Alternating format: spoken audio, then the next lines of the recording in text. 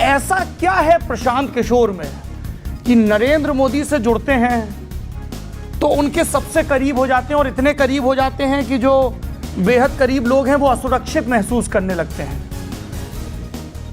नहीं, मैंने अमित शाह का नाम नहीं लिया है। क्या ये अमित शाह, प्रशांत किशोर, आप तो सबसे सीखते हैं, क्या सीखा अमित शाह से? कभी एकांत में बैठते होंगे तो सोचते तो होंगे कमबख्त सियासत क्या चीज़ है। 2009 लुधियाना रैली, नीतीश कुमार का हाथ पकड़ के नरेंद्र मोदी ने ऊपर कर दिया तो कितने गुस्सा थे नीतीश कुमार। और 2019 एकदम जय वीरू राम लक्ष्मण है, तिल और गुड़ की गोंद। जो सारे इकोनॉमिस्ट टीवी डिबेट में और ओपेड में रोना रोते हैं कि ये कर्ज माफी का चलन कहाँ से शुरू हो गया, ये कल्प्रिट बैठा हुआ है। मेरे चुने हुए, बताए हुए, सिखाए हुए लोग अगर मुखिया बन जाएं तो मुझसे मेरी ताकत बढ़ेगी, और मुझे लगता है कि उससे बिहार के लिए भी अच्छा होगा, क्योंकि अगर मैं सही लोग चुनूंगा तो सही नीचे काम होगा। और प्रशांत किशोर मुख्यमंत्री पद के दावेदार नहीं है तो उनको यही कंडीशन रखूंगा कि आप अपनी पॉलिटिकल पार्टी को यूथ के लिए ओपन कीजिए। Is that a message for Tejashwi Yadav? Tejashwi Yadav से तो मेरी इतनी बात होती नहीं है। हाँ, बिल्कुल यही मेरा सवाल है अगला। हाँ। पटना में और फिर पता चला कि लालू जी तो राजी थे पर लालू के लाल राजी नहीं थे। लालू जी भी करते हैं पसंद, नीतीश जी भी बहुत पसंद। अरे कोई बात, नीतीश जी का तो पता ही है, क्यों जोड़ रहे हैं ये? मोदी जी भी बहुत पसंद करते हैं। हाँ, और अमित शाह जी? अमित शाह भी बहुत पसंद करते हैं। नहीं, अब राज ठाकरे तो वहाँ कोई फोर्स है नहीं, वहाँ तो शिवसेना ही है। राज ठाकरे फ्रिंज एलिमेंट्स को तो क्या कह सकते हैं आप। प्रशांत किशोर ने नरेंद्र मोदी को वो करण थापर वाला इंटरव्यू बार बार लगातार दिखाया 2014 के चुनाव की तैयारी के लिए। सत्य है या अफवाह? ये जब आप ब्रेक के साल थे तब क्या आप ग्रास रूट पे क्या काम कर रहे थे? कुछ नहीं कर रहे थे, जो मतलब यंग आदमी जो सब गलत कर सकता था वो कर रहे थे। मतलब इसलिए उसके डिटेल में अभी मैं जाना नहीं चाहता हूँ। नमस्ते। लिट्टी में घी कम था क्या?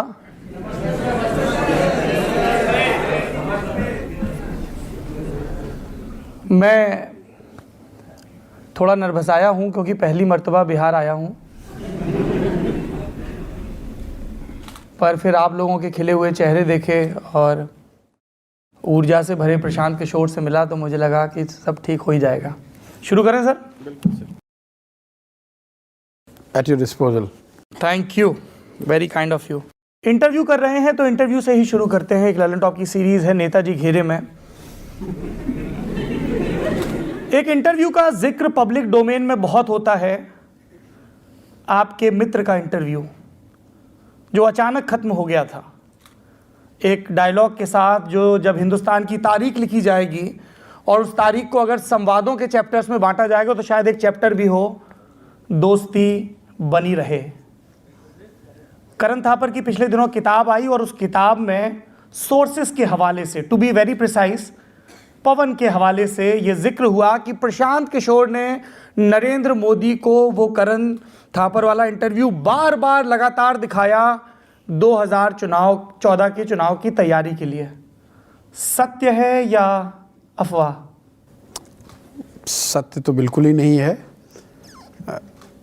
वो एक बड़ी घटना है, लेकिन मेरे मोदी जी से जुड़ने से पहले की घटना है। मैं मोदी जी के ऑफिस में 2011 में आया, और ये जिस इंटरव्यू की आप चर्चा कर रहे हैं वो उसके 2-3 साल पहले की बात है। 2007, तो मतलब 4 साल पहले की बात है। उस इंटरव्यू को मैंने ज़रूर देखा होगा कई बार, लेकिन जैसे कई लोगों ने, आप लोगों ने भी देखा होगा, लेकिन मोदी जी को बार बार दिखाने वाली जो बात है वो करण थापर का एक अपना स्टाइल है, और ये सेकंड सोर्स, थर्ड सोर्स नहीं, फोर्थ हैंड सोर्स है। वो बता रहे हैं कि बुक में, जैसा मैंने कहीं पढ़ा, कि पवन जी ने उनको बताया कि पवन जी को प्रशांत जी ने बताया, तो इसका तो कोई अंत ही नहीं है। ऐसी कोई बात है नहीं। मैं नहीं समझता हूँ कि इस बात में कोई सच्चाई है कि मोदी जी को इस वीडियो को कई बार दिखाया गया था। लेकिन एक बात में सब लोग बड़ा वजन दे के सच्चाई बताते हैं, प्रशांत किशोर के रकीब भी और दोस्त भी। और मुझसे भी जब उन्हें पता चला कि मैं आपसे बातचीत करने जा रहा हूं तो बोले यार एक बात ज़रूर पूछना कि ये ऐसा क्या है प्रशांत किशोर में कि नरेंद्र मोदी से जुड़ते हैं तो उनके सबसे करीब हो जाते हैं, और इतने करीब हो जाते हैं कि जो बेहद करीब लोग हैं वो असुरक्षित महसूस करने लगते हैं। नहीं, मैंने अमित शाह का नाम नहीं लिया है। नीतीश कुमार से जुड़ते हैं तो उनके इतने ट्रस्टेड लेफ्टिनेंट हो जाते हैं कि आरसीपी, लल्लन सिंह सब असुरक्षित हो जाते हैं। वही राहुल के साथ, वही कैप्टन के साथ। ऐसा क्या है ये, क्या है ये चार्म, क्या है ये मैजिक पोशन ऑफ प्रशांत किशोर? ये कौन से गोले से आता है पीके का ये जादू? नहीं, चार्म तो नहीं है। अगर ऑब्जेक्टिवली भी आपकी बात को मैं लूँ तो मुझे लगता है कि वो मेरे में कमी है कि मैं लोगों को अपने इर्द गिर्द असुरक्षित, अगर ऐसा वो फील करते हैं तो मुझे लगता है कि I should work harder on my skills, on my capabilities, so that people around those who I work with are much more comfortable and at ease. Sometimes it's also function of quick entry and exit. आप कहीं आते हैं और आपको एक task आपके दिमाग में दिख रहा है कि 4 महीने के बाद इलेक्शंस होने हैं, तो then you start thinking in terms of minutes, hours, days. You have nothing, not a single day to lose. Then you can't be mindful of too much of what others are thinking or how they are feeling, how they would react. So as when I'm in politics, I have the luxury to think about it from more longer term point of view. I was asked this question, what is the difference between what I was doing before and now? In terms of work, nothing, except for the time. That earlier I used to think in terms of days, weeks, now I'm thinking in terms of months and years. When you have perspective of months and years, then you need to be more open and cognizant of how the ecosystem in which you operate is going to react or is taking or receiving you. When you have only 4 months, 3 months, 6 months, you can't afford to be thinking too much about ecosystem, because if you do that, then you will get distracted from the goal. So if the goal is that Nitish Kumar should become the chief minister, you have a battle in front, then you can't be mindful what his ecosystem thinks around him. You just go blind and hope that everything, whatever leader, if leader has brought you in, everyone else will have to fall in line. That's simple.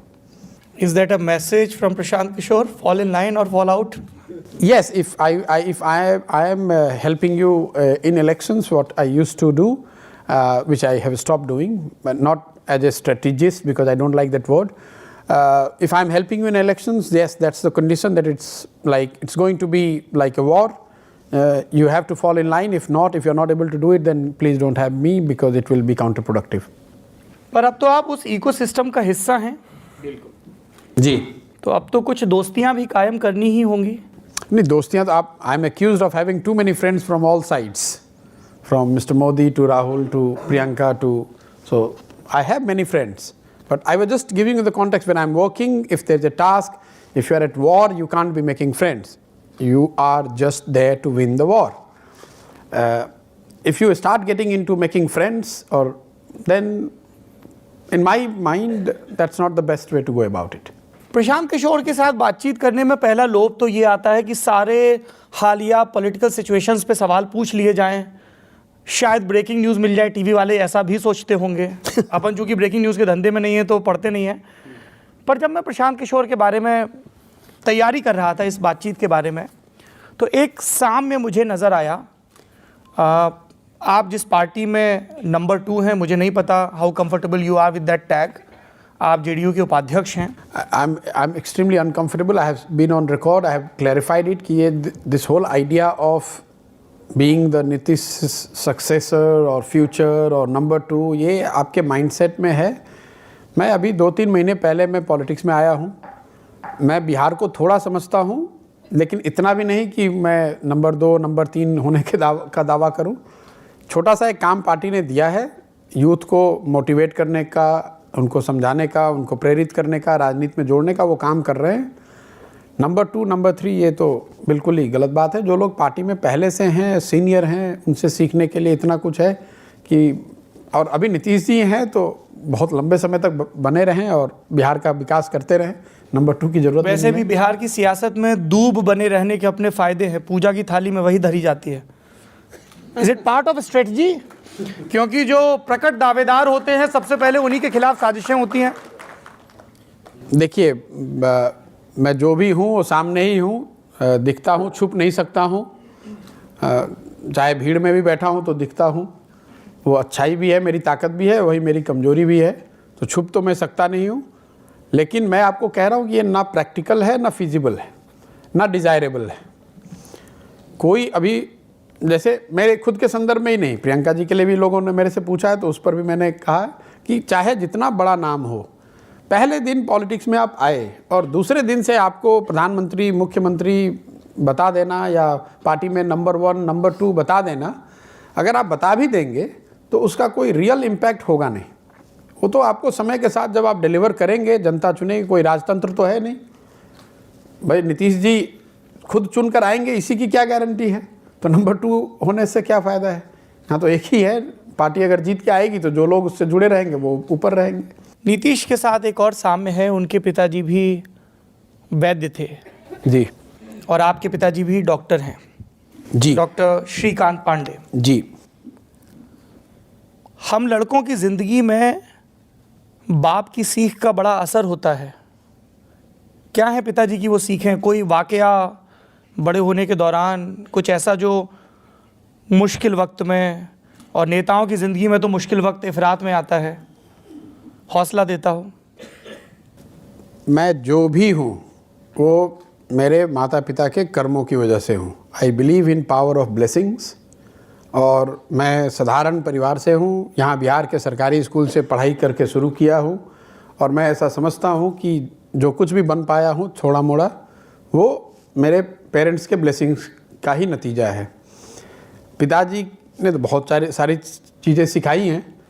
एक चीज़ जो उन्होंने सिखाई, जिसको मैं बहुत ध्यान से implement करने की कोशिश करता हूँ, उनका ये कहना था, जब अब तो सिखाना उन्होंने बंद कर दिया है, कि जो व्यक्ति भी ऊपर है, अपने ऊपर मतलब मटेरियल टर्म में नहीं, जिस व्यक्ति ने भी अपनी ज़िंदगी में कुछ अचीव किया है उसमें कुछ न कुछ खूबी ज़रूर होगी। तो आप जब उससे मिलिए तो ये देखिए कि वो खूबियाँ क्या हैं उसमें, क्योंकि हर आदमी में कमी तो होती ही होती है। तो उस चीज़ को मैं हमेशा ध्यान रखता हूँ कि मोदी जी से मिल रहे हैं तो ये देखूँ कि ये क्या बात है कि एक प्रचारक प्रधानमंत्री बन गया। अगर लालू जी से मिलता हूँ तो ये देखता हूँ कि भाई इनमें क्या ऐसी बात है जिसकी वजह से कि यादवों के इतने बड़े लीडर हैं, या मुख्यमंत्री बने, या बिहार के नेता बन गए। तो वो ढूंढने की जो प्रवृत्ति है, वो मैं कह सकता हूँ कि वो मेरे पूरी पिताजी की मेरी सीख है। बाकी हज़ारों चीज़ें उन्होंने सिखाई हैं, लेकिन एक चीज़ जो एकदम टॉप ऑफ द माइंड जो मेरे ध्यान में आ रहा है, specially in the context of what I do, कि when I meet leaders I try to see कि what is it in this guy और this person who makes him और her so successful, rather than just looking कि भाई ये इस party के हैं, इस जाति के हैं, या इस परिवार के हैं इसलिए वहाँ हैं। वो मेरा नज़रिया नहीं है। और हर व्यक्ति में, खासकर नेताओं में, जो कमियां होती हैं वो ज़्यादा दिखती हैं बड़ी, क्योंकि वो they are under lens all the time. तो एक वो तरीका है कि आप देख सकते हैं कि भाई मोदी जी में खराबी क्या है, या फिर आप अपने दिमाग में जस्टिफाई करने लगते हैं कि मोदी जी इसलिए इतने बड़े हैं क्योंकि इस जाति के हैं, इस पार्टी के हैं। लेकिन एक दूसरा देखने का नज़रिया ये भी है कि भाई यहाँ हैं तो कुछ बात तो ज़रूर होगी। हर मुख्यमंत्री तो प्रधानमंत्री नहीं बन सकता है, हर प्रचारक मुख्यमंत्री नहीं बन सकता है। तो देखने का अपना नज़रिया है। ये बात मेरे पिताजी ने सिखाई और आज तक उसको फॉलो करने की कोशिश करता हूँ मैं। आपने मुझे दोराहे पे खड़ा कर दिया है प्रशांत। एक रास्ता जा रहा है जहां आपके सवालों, आपके जवाब से कई सवाल उपजते हैं, और दूसरा है जो मैं नक्शा लिए बैठा हूं। नक्शे पे ही चलिए, नक्शे पे ही चलें ताकि नक्शेबाजी बनी रहे। पढ़ाई कहाँ हुई? यही मैंने पहले आपको बता दिया, मैं बिहार से कहाँ पढ़ाई हुई? क्योंकि जहाँ मेरे पिताजी की पोस्टिंग रही वहाँ सरकारी स्कूल में गए। फिर यहाँ उस समय यही था, साइंस कॉलेज तब बहुत बड़ा होता था। 10वीं का एग्ज़ाम जो था, 10th का एग्ज़ाम, वो मतलब अपने आप में एक समर होता था, और परिवार के लिए एक तरह से प्रेस्टीज इशू है कि छड़ी लगती थी आपको पढ़ने के लिए? हाँ, छड़ी उड़ी तो लगी होगी, लगी होगी मतलब भुला दिया, कॉन्शियसली भुला दिया। नहीं, बहुत लगी होगी। ऐसी बातें, पढ़ने लिखने में बहुत होशियार मतलब पढ़ने और लिखने वाले नहीं थे, नंबर ठीक ठाक था। तो साइंस कॉलेज में आना था, साइंस कॉलेज आ गए। फिर पिताजी की इच्छा थी, या घर वाले जैसा बिहार यूपी में होता है कि भाई आप मैथ्स अच्छा है, वही एक सब्जेक्ट आता था, तो मैथ्स में आ गए। तो लोगों की ऐसी अपेक्षा है, मैथ्स तो अच्छा है। हाँ मैथ्स तो अच्छा है, नंबर की समझ है, नंबर की समझ है, और उसी चीज़ से सब कुछ डिराइव करते हैं, कोशिश करते हैं कि नंबर की समझ और ग्रास रूट की अंडरस्टैंडिंग को मैच करके ही जो कुछ करते हैं। तो साइंस कॉलेज आ गए। उसके बाद मतलब इंजीनियरिंग नहीं करा, आगे का रास्ता थोड़ा किसी अंकल ने नहीं बताया बेटा बीटेक कर लो, बहुत स्कोप है? बहुत मेरे पिता IIT जाइए और ये कीजिए। मैथ्स में उस समय यहाँ पे बिहार बोर्ड है, तो 150 में मुझे 148 नंबर आए थे। तो स्वाभाविक है सब लोग कहेंगे कि नहीं ये तो बड़ा अच्छा है, तुरंत IIT कीजिए, उसके बाद IAS बन जाइए। तो पिताजी को मतलब वो इंजीनियरिंग के जाल से बचने के लिए मैंने कहा कि उसको IIT करने में तो 4 साल लगेगा, उसके बाद फिर आप कहिएगा सिविल सर्वेंट बनने के लिए, तो इससे अच्छा ये है कि मैं 3 साल में ग्रेजुएशन कर लेता हूँ दिल्ली यूनिवर्सिटी से, तो 3 ही साल में हो जाऊँगा IAS। तो उस चक्कर में हिंदू कॉलेज में स्टैटिस्टिक्स में एडमिशन ले लिया। फिर तबीयत कुछ ख़राब हो गई तो छोड़कर चले आए, फिर अलग दुनिया हो गई। लेकिन जो ट्रेडिशनल तरीका है कि आप इंजीनियर बनिए, डॉक्टर बनिए, फिर IAS बनिए, ट्राई कीजिए, वो नहीं फॉलो किया, तो उस हिसाब से गलती हुई।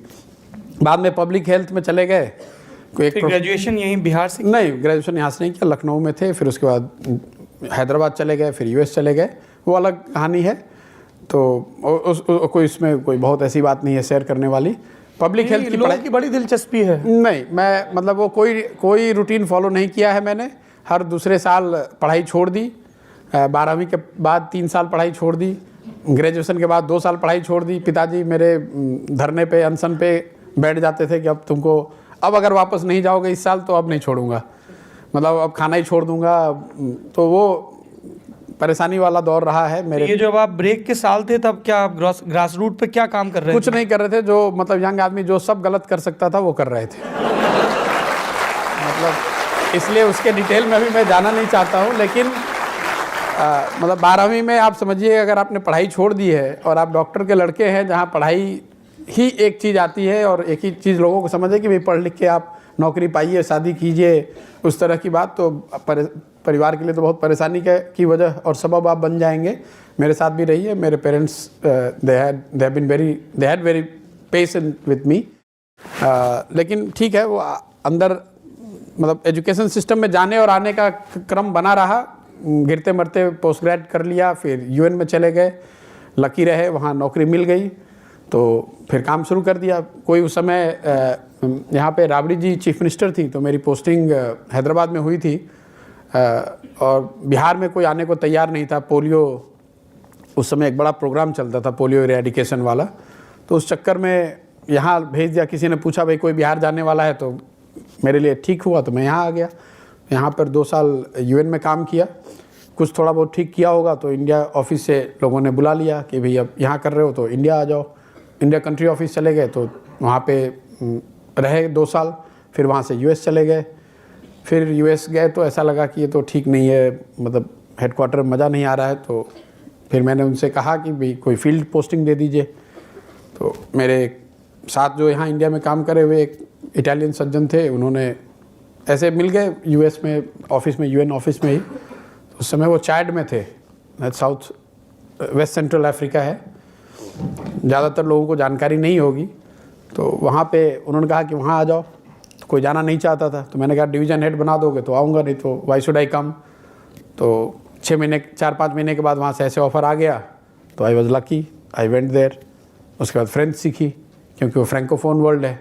तो जितनी बार यहाँ वापस आए तो मेरे पेरेंट्स ने बताया लड़का अफ्रीका में है, तो लोग कहते हैं कहाँ, नाइजीरिया में है? नहीं, नाइजीरिया में नहीं है भाई। अच्छा, साउथ अफ्रीका में होंगे? नहीं भाई, साउथ अफ्रीका में भी नहीं है। केन्या में है? मतलब जो एंग्लोफोन कंट्रीज़ हैं इंडिया में, तो लोग उन्हीं कंट्रीज़ को जानते हैं, बेनिन, टोगो, माली, मॉरिटेनिया, गिनी, गाम्बिया, सेनेगल, ये नाम आप जानते नहीं होंगे।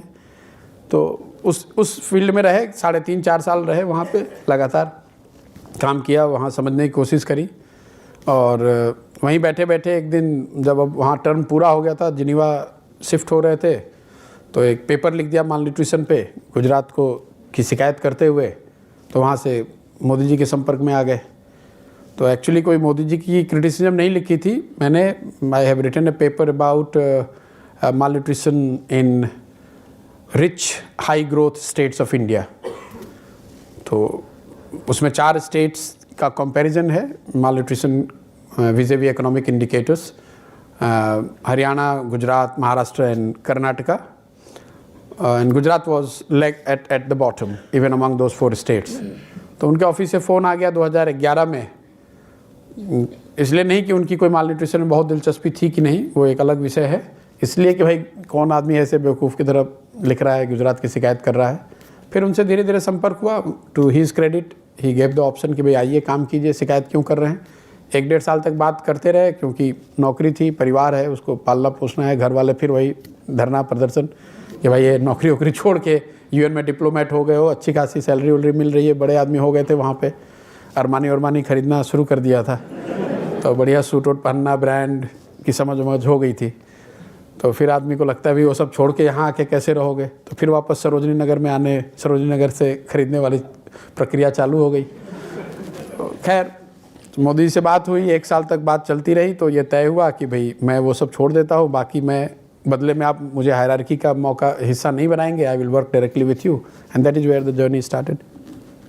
प्रशांत किशोर, ये सुनने में बड़ा आसान लगता है, I will work directly with you, किसी हायरार्की का हिस्सा नहीं, पर ये तो बहुत सारे लोग करना चाहते हैं, लेकिन मोदी जी राज़ी नहीं हुए किसी और के लिए. इसीलिए मेरा पहला सवाल भी वो था कि ये जो आपने बड़ा ऋजु रेखा में बता दिया, पर्चा लिखा, वो बोले आलोचना क्यों कर रहे हो, आओ, आपने कहा, इस तरह की कहानियाँ सर्कल्स में सुनाई जाती हैं कि इकलौता व्यक्ति जो मुख्यमंत्री आवास में रहता था और वहाँ से ऑपरेट करता था. हाउ? अब मुझे पता नहीं है कि हाउ, मैं अब उनसे मिला तो कोई मंतर तो फूंक के आप नहीं मारते होंगे, काम ही करते होंगे. देखिए, मैं गुजरात का हूँ नहीं, उनकी जाति का हूँ नहीं, संघ से आता नहीं हूँ. ज़्यादातर ये सब आपको बैकग्राउंड चाहिए होता है ताकि लोग आप पर विश्वास कर सकें, आपसे सुन सकें. कुछ बातें आप मतलब वही वो मैच मेकिंग के पैरामीटर्स क्या थे, मुझे पता नहीं है क्या है वो. अगर कुछ हैं तो वो खूबी मोदी जी में है, मुझ में नहीं है, कि उन्होंने देखा कि भाई इस लड़के में कुछ क्षमता होगी. मैं तो वही था जो आज हूँ, जो पहले था. मैंने ऐसा कुछ कहा नहीं. जिस तरीके से मैंने डाटा एनालाइज किया होगा उनको अच्छा लगा होगा, लेकिन मुझे नहीं लगता है कि इतने बड़े लोग डाटा देख के और पेपर देख कर लोगों को आपने ठीक कहा, क्योंकि हमारी तो उतनी क्षमता नहीं है. बहुत बड़े बड़े प्रोफाइल के लोग आते हैं, मिलते हैं, लेकिन उन्होंने कुछ देखा होगा. और फिर वहाँ से हर दिन का संघर्ष है. मैं अपने लोगों को भी बताता हूँ, ऐसा नहीं होता है कि आप आए और किसी के एडवाइज़र बन गए.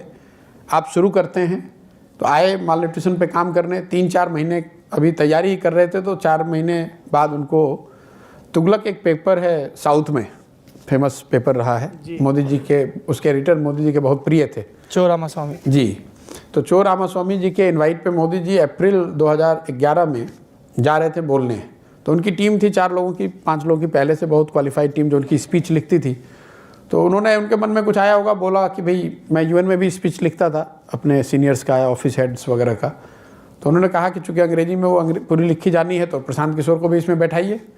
तो मैं भी बैठा, मैंने भी कुछ कंट्रीब्यूट किया होगा उस स्पीच में.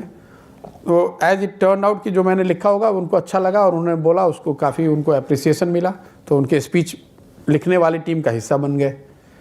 फिर किसी दिन कहा कि अच्छा आप तो वहाँ यूएन में डाटा वाटा देखते थे, ज़रा देखिए सर्वे आया है, इसको ज़रा इंटरप्रेट करके दिखाइए. तो उनकी टीम ने भी किया होगा, हमने भी किया होगा. तो जो मैंने बात कही होगी उनको कनेक्ट करी, तो फिर एक स्टेप और हो गया, चलिए भाई अब डाटा डिवीज़न भी इनके पास होगा. उस समय मोदी जी बहुत बड़े लीडर थे, लेकिन he was nothing compare to what he became in 2014. और मीडिया से एक वो पराया वाला बात थी, मीडिया उनसे जुड़ना नहीं चाहती थी. तो उन्होंने कहा अच्छा आप तो वहाँ से रहे हैं, आप अमेरिका में, तो डायरेक्ट संवाद का क्या उपाय है. तो पहले से उनके पास 2009 से फेसबुक था, उसका यूज़ नहीं करते थे. तो मैंने कहा सर इसको ट्राई किया जा सकता है. तो मैंने वो शुरू किया, तो उसमें ट्रैक्शन मिला, तो एक नई दुनिया चालू हो गई. ऐसे मतलब डेली बेसिस पे you have to do something and better somebody who already existed. It never happens कि आप जाइएगा और कोई आपको एडवाइज़र बना देगा, कोई आपको ये कहेगा कि चलिए अब आज से आप हमको डिक्टेट कीजिए और आज से आप हमको एडवाइस कीजिए. बाकी के जो काम है लेटर ऑन, संघर्ष तो हमेशा रहा है, लेकिन उनके पास फिर भी रेफरेंस पॉइंट है कि भाई मोदी जी के एडवाइज़र थे, मोदी जी के साथ रहते थे, मोदी जी का काम किया है. लेकिन पहला जो दौर है, पहला 1-1.5 साल का, वो मतलब हर दिन की है, एक एक स्टेप करके ही आप आते हैं और धीरे धीरे आपका एरिया दायरा काम करने का बढ़ता जाता है।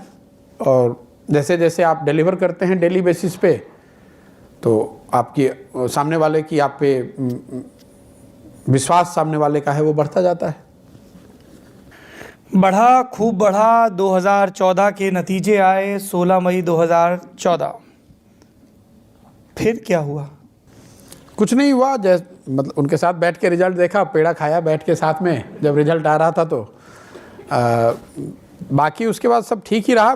चुनाव से पहले मैंने ऑन रिकॉर्ड हूँ, मेरे उनसे अगर आपका सवाल है कि सेपरेट क्यों हो गए, तो चुनाव से पहले से एक हम लोग की थिंकिंग रही है जो उनके साथ को डेवलप हुई कि इंडिया में लेटरल एंट्री की बहुत बड़ी ज़रूरत है। जी, अगला सवाल भी वही था।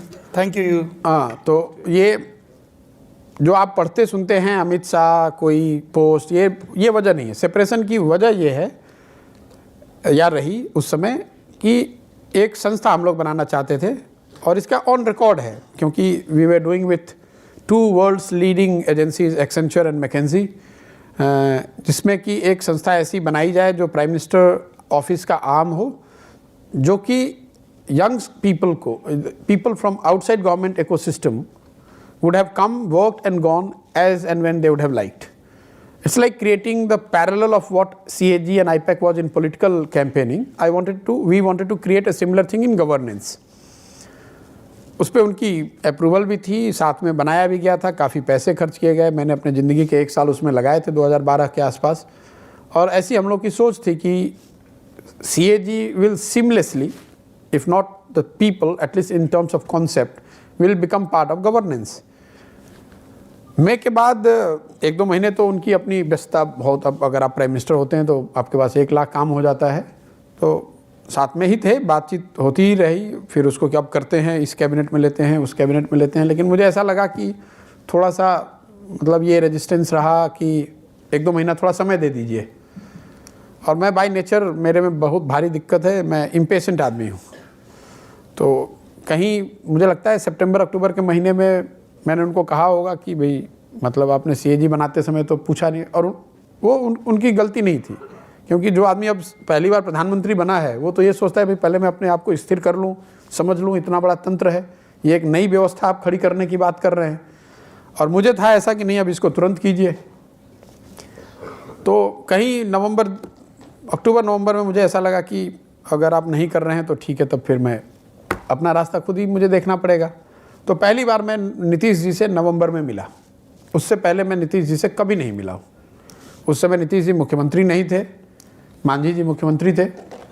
तो इनसे एक बार मैं वही पवन वर्मा जी के घर पे मिला, और एक ही मीटिंग हुई, और आप उसको मंत्र कह लीजिए चाहे कुछ कह लीजिए, उन्होंने कहा कि बस आप आइए, और अगर आप आके पहली नज़र का प्यार, हाँ पहली नज़र का प्यार कह सकते हैं।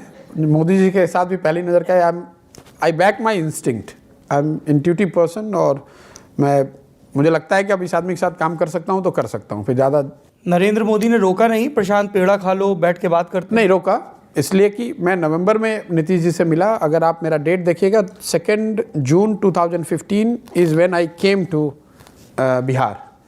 तो मैं नीतीश जी से एडवाइस तो इनको कर रहा था या उनके साथ मिलके काम कर रहा था, लेकिन मैं फाइनली शिफ्ट मैं यहाँ हुआ हूँ 2 जून 2015 को।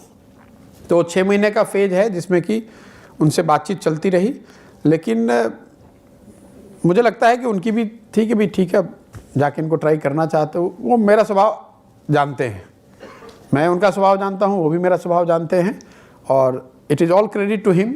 अगर उन्होंने मेरे में कुछ अच्छाइयाँ देखी होंगी तो बुराइयों को भी देखा होगा। उनको इस बात का एहसास होगा कि I am not an easy गाई टू वर्क विथ। तो उनको लगा होगा कि भाई अब कोई ज़रूरत है नहीं ऐसी इनकी भारी, और कुछ अब उनके सिस्टम में भी रेजिस्टेंस रहा कि भाई आप इस तरह का अगर पैरेलल बना दीजिएगा। आपने देखा होगा अभी कुछ दिन पहले 10 पोस्ट के लेटरल एंट्री के लिए एक एडवर्टीजमेंट आया था जी, और जितना हल्ला गुल्ला उस पर मचा, ब्यूरोक्रेसी पूरी ब्यूरोक्रेसी खड़ी हो गई, अरे भाई ये क्या कर रहे हैं। मेरा ऐसा कहना है कि जो बेस्ट टैलेंट है वो गवर्नमेंट में है ही नहीं। आप जरा समझाइए मुझे लॉजिकली कि आज कोई ट्रांसपोर्ट कमिश्नर है, वो ट्रांसपोर्ट की विधा को समझता है, कल वाटर रिसोर्सेज हो गया तो पानी की भी समझ उसी को हो गई। आपने एज ए रिसर्चर जिंदगी भर वाटर सप्लाई पे काम किया है, लेकिन आपको सरकार या तंत्र ये कह रहा है कि आपको पानी की समझ नहीं है। भारत का लड़का इंडिया के वर्ल्ड के बेस्ट इंस्टीट्यूट में अगर वाटर पे काम कर रहा है, सैनिटेशन पे काम कर रहा है, एनवायरनमेंट पे काम कर रहा है, फिजिक्स पे काम कर रहा है, साइंस पे काम कर रहा है, उसको देश में आकर काम करने का कोई मौका नहीं है। और अगर आएगा भी तो वो उस सेक्रेटरी का असिस्टेंट है जिसको कुछ समझ नहीं है, but just because he is a civil servant. और कल तक टेक्सटाइल में सेक्रेटरी था, आज हेल्थ का सेक्रेटरी हो गया, तो वो टेक्सटाइल भी उतना ही समझता था जितना हेल्थ समझता है। और आपने ज़िंदगी भर हेल्थ पढ़ी तो आपको कोई समझ नहीं है। ये व्यवस्था की कमी है। अगर आप देखेंगे वेस्ट में मैच्योर डेमोक्रेसीज में, तो अगर सीडीसी वहाँ है यूएस में, तो हेल्थ के जो क्रिटिकल इश्यूज हैं वो उनसे डिसाइड किया जा रहा है, सिविल सर्वेंट नहीं डिसाइड कर सकते हैं। ये यहाँ की, और मुझे मेरा पूर्ण विश्वास है इस चीज़ में कि जैसे जैसे डेमोक्रेसी इंडिया में मैच्योर होगी ये चीज़ सुधरेगी। आपको मैं एक एग्जांपल देता हूँ, बहुत लंबा आंसर नहीं देना चाहता हूँ। थियोडोर रूजवेल्ट, पहले वाले, सेकेंड वाले नहीं, at the turn of the century he was the president of US and he wanted to have 6 professionals as what he called brain trust when he became president. और white house में उस समय federal budget में 6 लोगों को salary देने और employ करने की व्यवस्था नहीं थी। वो पहली व्यवस्था उन्होंने क्रिएट की। When Obama became president, close to 3,000 professionals moved with him. इतना चेंज हो गया 100-125 साल। And they were part of his campaign team? It's not about campaign team. The setup in government is such that they bring 3,000 young or old the professionals, the specialists. Bharat में जब प्रधानमंत्री बदलता है तो 4 अफसर बदलते हैं। अब प्रिंसिपल सेक्रेटरी पहले पुलक चटर्जी थे, अभी मान लीजिए नृपेंद्र मिश्रा जी हो गए। मान लीजिए कि पहले वाले बिल्कुल ही कॉम्पिटेंट नहीं थे, तो दूसरे वाले कितना ज़्यादा कॉम्पिटेंट हो जाएंगे, क्या चेंज हो जाएगा? ज्वाइंट सेक्रेटरी आप नहीं हैं, हम हो गए, हम नहीं होंगे, ये हो जाएंगे, तो कॉम्पिटेंसी का फर्क पड़ेगा, लेकिन उससे कोई बहुत आमूलचूल परिवर्तन इसलिए आपको डिलीवरी में दिखती नहीं है। एक व्यक्ति जो पहले से वहाँ पर है उसको आप किसी दूसरे से रिप्लेस कर दीजिएगा तो वो काफ़ी नहीं है। मुझे ऐसा लगता है कि देश में लेटरल एंट्री की व्यवस्था होगी। और एक और बात आप समझ लीजिए, देश में जो बड़े काम हुए हैं, आप टेलीकम्युनिकेशन देख लीजिए, उसको लीड किया किसने? Sam Pitroda, he was a lateral एंट्रेंट। पूरा जो अमूल आप देखते हैं, जो व्हाइट रेवोल्यूशन देश में हुआ, उसको किसने किया? Kurien, he was a lateral entrant. उससे पहले आप स्पेस देख लीजिए, Vikram Sarabhai, he was not a civil servant. You look at Abdul Kalam, he was not a civil servant. The missile technology what we get. आप हरित क्रांति देख लीजिए, Swaminathan, he was not a civil servant. अगर 5 बड़े क्रांतिकारी चीज़ अगर आपको स्वतंत्रता के बाद लिस्ट करने हो तो ये 5 करेंगे: space, atomic energy, space, missile, green revolution, telecommunication and milk. All these 5 were led by people who came laterally. They were not part of the system. आप समझिए कि अगर ऐसे, और अभी रिसेंट जो आधार है UID, नंदन नीलकर्णी, अगर 6 लोग इतना बड़ा काम कर सकते हैं, आप इमेजिन कीजिए अगर 600 लोग आए होते तो कई और फील्ड्स में हम लोगों ने रेवोल्यूशनरी चेंज देखा होता। बहुत टैलेंटेड इंडियंस बाहर बैठे हुए हैं, उनको यहाँ आकर काम करने की कोई अपॉर्चुनिटी ही नहीं है, कोई उपाय ही नहीं है। बहुत होगा तो आप आकर एडवाइजर बन जाइएगा, पेपर लिखिए, सामने वाले की, मिनिस्टर की या सेक्रेटरी की इच्छा है तो मानेगा, नहीं इच्छा होगा तो नहीं मानेगा, आप फ्रस्ट्रेट हो गए वापस चले जाइएगा। आप नीतीश सरकार में एडवाइज़र थे? बिल्कुल था। यही एक्सपीरियंस किया जो अभी अभी बोला है? नहीं, ये उस समय ये बिल्कुल नहीं था। उन्होंने तो बहुत पावर दिया था। मैंने वहाँ, जो मैं वहाँ बनाना चाहता था वो यहाँ पे उन्होंने बिहार विकास मिशन बनाने की शुरुआत भी की। लेटरल एंट्री हो रही है बिहार में? लेटरल एंट्री हो रही है, not at the scale and the calibre which I wanted, लेकिन उसके लिए नीतीश जी का दोष नहीं, दोष मेरा है, मैं छोड़कर चला गया। 2015 में उन्होंने मुझे एडवाइज़र भी बनाया था और बिहार विकास मिशन की, क्योंकि मैंने शर्त ही यही रखी थी कि मैं आपकी मदद करूंगा तो आप जीतने के बाद जिस मुद्दे पे मैं मोदी जी को छोड़ रहा हूं, इस चीज़ को आप कीजिएगा। तो उन्होंने किया। मैं जीतने के 1 महीने के अंदर उन्होंने बिहार विकास मिशन भी बनाया, उसमें लेटरल एंट्री अलाउ भी करी, मुझे उसका हेड भी बनाया एडवाइज़र बना के, लेकिन मैं फिर छोड़कर चला गया। वो मेरे में कमी है, मैं छोड़कर चला गया था फिर, लेकिन उसके बाद जिस ट्रेजेक्ट्री पे वो चलना चाहिए था वो नहीं चला है, क्योंकि जो लोग यहाँ थे अब उसके हिसाब से उसको स्केल डाउन कर दिया है in terms of calibre, hype, visibility, impact and so and so forth. लेकिन व्यवस्था है, आज भी है, चीफ मिनिस्टर उसके हेड हैं और सारे मिनिस्टर्स उसकी कार्यकारी समिति की बैठक होती है और बिहार के ज़्यादातर जो विकास के बड़े मुद्दे हैं वो सब उसके अंदर आता है। अगर इसको ठीक से किया जाए तो मुझे लगता है उसमें जो मेरी सोच थी कि 2-2.5-3 हज़ार बिहार के टॉप टैलेंटेड जो लड़के हैं पूरे देश से या बाहर से आकर बिहार में कुछ समय काम कर सकते हैं और उससे बिहार को फ़ायदा होगा। ठीक से किया जाए जी। क्यों नहीं किया जा रहा है? अब क्यों नहीं किया जा रहा है, इसलिए कि आप तो मेरी सोच थी, मैं छोड़कर चला गया, नीतीश जी ने किया है। और देखिए इन चीज़ों को करने में डिकेड्स लगते हैं। नहीं, दरअसल ये प्रशांत, मैं ये सवाल इसलिए इतना फैला के पूछ रहा हूँ क्योंकि यूथ इन पॉलिटिक्स आपका प्रोजेक्ट है। नहीं, यूथ इन पॉलिटिक्स इससे अलग है। जी बिल्कुल अलग है। प्रशांत किशोर उससे जुड़े हैं। प्रशांत किशोर चाहते हैं कि राजनीति में अच्छे पढ़े लिखे लोग आएँ, विज़न के साथ आएँ। तो जो लोग प्रशांत किशोर के आह्वान पे इस कंसेप्ट में भरोसा करते हुए आते हैं या आना चाहते हैं, उन्हें ये समझना होगा कि ये मैकियावेलियन जो पॉलिटिक्स होती है कि आप क्या करना चाहते हैं और फिर क्या करते हैं। क्योंकि प्रशांत किशोर बार बार कह रहे हैं मैं छोड़ के चला गया, मैं इम्पेशेंट हो गया, सिस्टम की बात हो रही है, ब्यूरोक्रेसी की बात हो रही है। तो इन लोगों की तालीम का वो भी बड़ा अहम हिस्सा है ना कि आप क्या करना चाहते हैं और सिस्टम में कैसे होता है। बिल्कुल।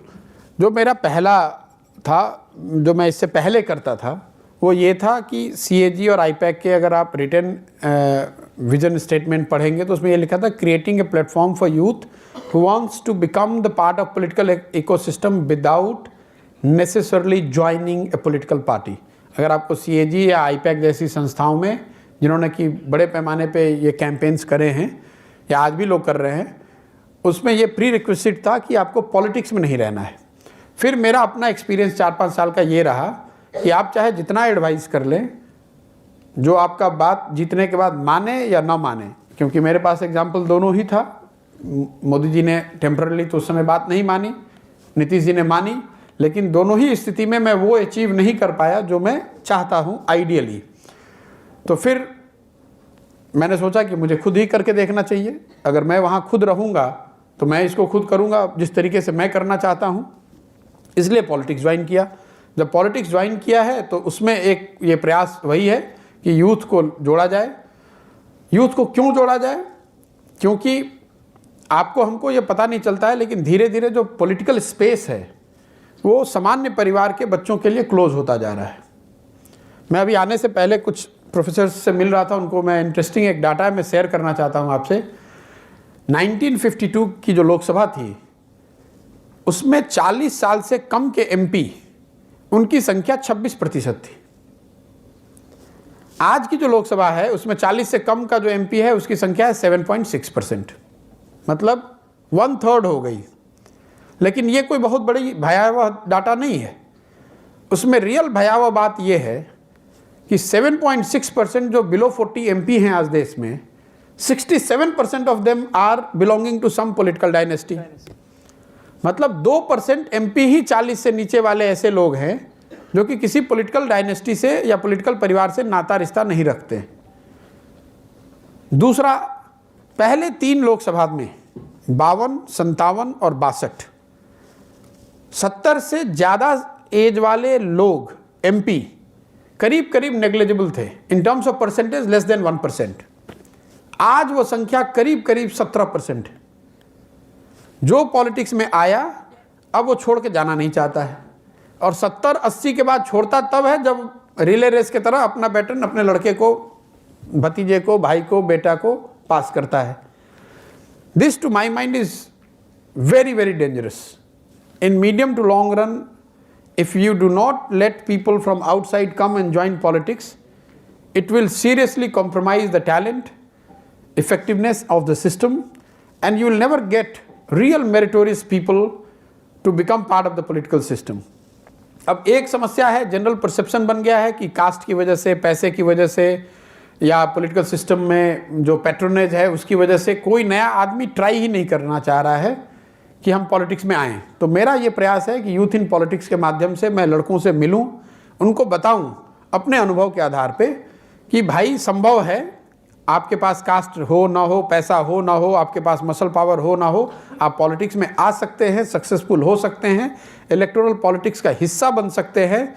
कोई रोक नहीं सकता है। अगर आप में क्षमता है तो ये कर सकते हैं। और इसकी शुरुआत मैं बिहार से कर रहा हूँ, जहाँ मैंने कमिट किया है कि अगले 2 साल में 1 लाख ऐसे लड़कों को ढूंढना, प्रेरित करना, ताकि वो पॉलिटिक्स ज्वाइन करें। और उससे जो बड़ी बात है, ज्वाइन कराना तो आसान है, कि उसमें से 10,000 से 15,000 बच्चों को चुनावी राजनीति में उतारना, उनको चुनाव लड़ाना। अब 10 से 15,000 लोग MP MLA तो बनेंगे नहीं, इसलिए मैंने यहाँ व्यवस्था अब बनाने की प्रयास जो मैंने शुरू करी है कि जो पंचायती त्रिस्तरीय व्यवस्था है, जिसमें जिला परिषद है, मुखिया हैं, वार्ड है, जिला चेयरमैन हैं, इनको लड़ाया जाए और इनको जिताया जाए। मुझे ऐसा लगता है कि बिहार में सही बदलाव तब होगा जब 8,800 मुखिया जो यहाँ जीत कर आए हैं, उसमें से 4,000 5,000 लोग मेरे चुने हुए, बताए हुए, सिखाए हुए लोग अगर मुखिया बन जाएं, तो मुझसे मेरी ताकत बढ़ेगी। और मुझे लगता है कि उससे बिहार के लिए भी अच्छा होगा, क्योंकि अगर मैं सही लोग चुनूंगा तो सही नीचे काम होगा। और प्रशांत किशोर मुख्यमंत्री पद के दावेदार नहीं है। ये तो बहुत लंबा आपने खींच दिया, बहुत दूर तक। तो बहुत लंबा ही है ना, मेरे लोग, मेरी ताकत, बिहार की ताकत, मतलब what's wrong in it? Wrong ये है कि मैंने ये कहा है कि अगले 10 साल तक मैं पार्लियामेंट नहीं जाना चाहता हूँ, मैं राज्यसभा नहीं जाना चाहता हूँ, लोकसभा नहीं लड़ना चाहता हूँ। इसलिए विधायक तो ऐसा कुछ अभी सोचा नहीं है, अगर पार्टी कहेगी तो लड़ेंगे। लेकिन सॉरी, हाँ, अगर कहेंगे, पार्टी वाले कहेंगे तो लड़ेंगे। लेकिन यहाँ पर तो आप ही पार्टी हैं, आप उपाध्यक्ष हैं। नहीं, हम पार्टी नहीं है। पार्टी तो नीतीश कुमार और उनके साथ सारे लोग हैं। ललन सिंह कहेंगे तब लड़ेंगे, नीतीश जी कहेंगे? कहने की बात किसी एक व्यक्ति की नहीं है। मैं इसलिए ये कह रहा हूँ कि मेरे साथ ये सही रीजन से ये बात जुड़ी हुई है जो आप कह रहे हैं कि आप छोड़कर चले जाते हैं, इसलिए मैं लोगों को आपने कहा नहीं, मैंने आपने ठीक कहा जी। इसलिए मैं बार बार लोगों को एश्योर कर रहा हूं कि नहीं भाई, 10 साल कोई भी पद मिले, अब बिहार छोड़कर नहीं जाएंगे, ये काम करेंगे। क्योंकि अगर आप मेरे कहने पे पॉलिटिक्स में आ रहे हैं तो आपकी हैंड होल्डिंग, आपको सिखाना, आपको समझाना, आपकी ताकत में अपनी ताकत जोड़ना, अपनी समझ जोड़ना, ताकि आप अपने डेस्टिनेशन तक कम से कम कुछ प्रोग्रेस कर पाए, उसके लिए मैं कमिटेड हूँ। ऐसा नहीं होगा कि कल जाकर मोदी जी का कैंपेन करने लगे। कैंपेन से पूरी तरह से ऑफिशियली संन्यास ले लिया मैंने। सितंबर 2016 को कह दिया, अब चाहे राहुल गांधी कहें या मोदी कहे या कोई कहे, अब मुझे वो कैंपेन काम करना ही नहीं है। मैं जो काम कर रहा हूँ, मेरा अभी फोकस यही है कि जो लड़का जिसके पास कोई बताने वाला नहीं है, अगर वो पॉलिटिक्स में आना चाहता है, मुखिया बनना चाहता है, कॉलेज में राजनीति करना चाहता है, जिला परिषद जीतना चाहता है, MLA बनना चाहता है, मैं उसकी मदद कैसे करूं, ये मेरा अभी प्रयोजन है। और जनता दल यूनाइटेड ने जगह दी है, प्लेटफॉर्म दिया है, तो मैं उसका यूज़ कर रहा हूं। दूसरे लोग देंगे तो उनका भी करेंगे, लेकिन काम यही करेंगे। अगर दूसरे लोग मतलब तेजस्वी यादव देंगे तो नहीं, यहाँ पर तो जैसे हम तो जनता दल यूनाइटेड में हैं, तो दूसरे के साथ ना कि दूसरे लोग मतलब अगर पॉलिटिकल पार्टी जो हम लोग के साथ हैं। अच्छा, पर वो तो बदलती रहती है ना राजनीति में। ये भी सही बात है। तो जनता दल यूनाइटेड के बदलते हुए फ्रेंड लिस्ट में जो लोग अगर ये मौका देंगे कि भाई अगर कल होके न्यूक्लियस यही रहेगा, JDU, बाकी जो नए दोस्त जुड़ेंगे उनके साथ सल्ली मुल्ली होती रहेगी। जो दोस्त जुड़ेंगे और अगर वो कहते हैं कि प्रशांत जी आप हमारी मदद कीजिए, तो उनको यही कंडीशन रखूंगा कि आप अपनी पॉलिटिकल पार्टी को यूथ के लिए ओपन कीजिए। Is that a message for Tejashwi Yadav? Tejashwi Yadav से तो मेरी इतनी बात होती नहीं है। हाँ, बिल्कुल, यही मेरा सवाल है अगला। पटना में उतरते ही प्रशांत, सबसे पहले तो शुक्रिया। मैं शायद पहली दफ़ा किसी को इंटरव्यू लेते वक्त शुक्रिया बोल रहा हूँ। Politicians are very guarded, they are very guarded, क्योंकि मुझे कई बार लगता है कि दे आर स्केयर्ड कि उनके रियल इमोशंस बाहर ना आ जाएं, उनके इंटेंशंस ना प्रकट हो जाएं। You are not like that, so it's a very learning experience for me. Thank you. Patna में उतरते ही बताया गया, दिल्ली में भी सुन रहा था, अब कि तब, तब कि अब। प्रशांत रिम्स में जाके मिले लालू जी से, मुंबई जाके मिले, सिक्का बदलने वाला है। और फिर पता चला कि लालू जी तो राजी थे, पर लालू के लाल राजी नहीं थे। नहीं, देखिए, मैं यहाँ 2 साल तक, सच्चाई ये है कि मैं जब यहाँ से छोड़कर गया तो 2 साल तक यहाँ वापस बिहार आया नहीं। बीच में 15 से 17 तक मैं बिहार आया नहीं। 17 पिछले साल मार्च में मेरी फिर से नीतीश जी से बातचीत हुई किसी संदर्भ में, और उसके बाद मैं आया था 2-4 बीच बीच में तो इनबॉक्स होता होगा? नहीं कोई, मैं अपने काम में व्यस्त था, तो और वो उन्होंने अपना जो भी डिसीजन वगैरह लिया वो ठीक है, उनका पॉलिटिकल डिसीजन है भाजपा के साथ जाने का। लालू जी से मेरा Lalu do not agree with it at all? देखिए, पॉलिटिकल डिसीजन है, बिहार के नज़रिए से ठीक है, लेकिन अगर आप नीतीश जी के व्यक्तिगत पॉलिटिकल नज़रिए से देखेंगे तो ठीक और ख़राब कहना तो मुश्किल है, लेकिन जहाँ थे राष्ट्रीय मुश्किल क्यों है? प्रशांत किशोर तो बहुत साफगोई से बात करते हैं। साफगोई से ही कह रहे हैं आपको कि ठीक और गलत का तो कोई पैमाना है नहीं, लेकिन जो लोग उनको मोदी के चैलेंजर के तौर पर देखते थे, या someone who could emerge as a challenger to Modi, उनके लिए डिसीजन गलत है। जो लोग उनको ये समझते थे कि भाई आप मोदी को हराने के चक्कर में इतना धुन में सवार हो गए कि आप गवर्नेंस पे कॉम्प्रोमाइज़ कर रहे हैं, उनके लिए डिसीजन सही है। Depends which side of the aisle you sit. Prashant Kishor किस साइड है? मेरी समझ से जो उन्होंने डिसीजन लिया वो ठीक था, लेकिन मैं उसके मेथड से एग्री नहीं हूँ, और मैंने इसको IIT दिल्ली में भी कहा कि आइडियली उनको जब उन्होंने चेंज किया तो he should have short A fresh mandate. कभी, वैसे तो बहुत व्यस्त हैं आप, पर आई एम श्योर जितना आपसे बात करके लग रहा है, कभी एकांत में बैठते होंगे तो सोचते तो होंगे कमबख्त सियासत क्या चीज़ है। 2009 लुधियाना रैली, नीतीश कुमार का हाथ पकड़ के नरेंद्र मोदी ने ऊपर कर दिया, तो कितने गुस्सा थे नीतीश कुमार। किताबें लिखी गई, वो किस्सा बार बार दोहराया गया, वो तस्वीर पटना में चिपका दी गई तो डिनर कैंसिल कर दिया गया है। और 2019 एकदम जय वीरू राम लक्ष्मण है, तेल और गुड़ की गोंद। क्या है ये सियासत? मतलब नीतीश मेज पीट रहे हैं इसी पटना में कि बाय हुक एंड क्रोक जैसे भी होगा सत्ता हासिल करूंगा और उसका काम बेहतरी के लिए करूंगा। वही नीतीश कुमार गांधी मैदान की रैली में जा रहे हैं कि नहीं जा रहे हैं, लालू बार बार पूछवा रहे हैं। वही नीतीश कुमार 2000 में विधानसभा में बैठे हैं और 4-6 निर्दलीय हथकड़ी लगा के आते हैं, उनकी जिंदाबाद के नारे लगाते हैं, ही गेट्स एम्बैरेस्ड कि नहीं चाहिए। सुंदर सिंह भंडारी को, फिर राबड़ी देवी को शपथ दिलवानी पड़ती है। और वही नीतीश कुमार फिर लालू जी के साथ जाते हैं, वही नीतीश कुमार फिर लालू जी से अलग हो जाते हैं। क्या है सियासत? देखिए, पहली बात तो as a young person you should be cognizant of the reality of politics as it is for right or wrong reasons. At the same time, be appreciative कि it's not unique to Nitish Kumar. आप केरल से शुरू कीजिए और कश्मीर तक आइए, गुजरात से शुरू कीजिए, अरुणाचल तक जाइए, कोई ऐसा लीडर, कोई ऐसा पार्टी, आपको कोई पार्टी ऐसी मिलेगी नहीं जिसने पिछले 15 साल में या 20 साल में कम से कम 3-4 बार ऐसा पॉलिटिकल टर्न न लिया हो। अब चंद्रबाबू नायडू जी को देख लीजिए, नेशनल फ्रंट में थे, फिर वाजपेयी जी के गवर्नमेंट में आ गए, फिर वाजपेयी जी के गवर्नमेंट से बाहर चले गए, फिर मोदी जी की सरकार में आ गए, फिर मोदी जी की सरकार से बाहर चले गए। ममता जी को देख लीजिए, मायावती जी को देख लीजिए, पटनायक साहब को देख लीजिए, जिस किसी को भी आप जानते हैं। तो अनफॉर्चुनेटली ये देश की राजनीति की सच्चाई है, सही है गलत है, लेकिन है यही है। अगर आप कोई एक आदमी ऐसा कर रहा होता, एक पार्टी कर रही होती, तो एज ए वोटर और as an opinion maker you could have made an opinion कि भाई ये आदमी को कास्ट आउट करो, क्योंकि ये आदमी तो बड़ा फालतू है, ये हमेशा पलटता रहता है। लेकिन सच्चाई है कि हर आदमी पलट रहा है, तो अब आपके पास उपाय क्या है? किसी को तो चुनना ही पड़ेगा।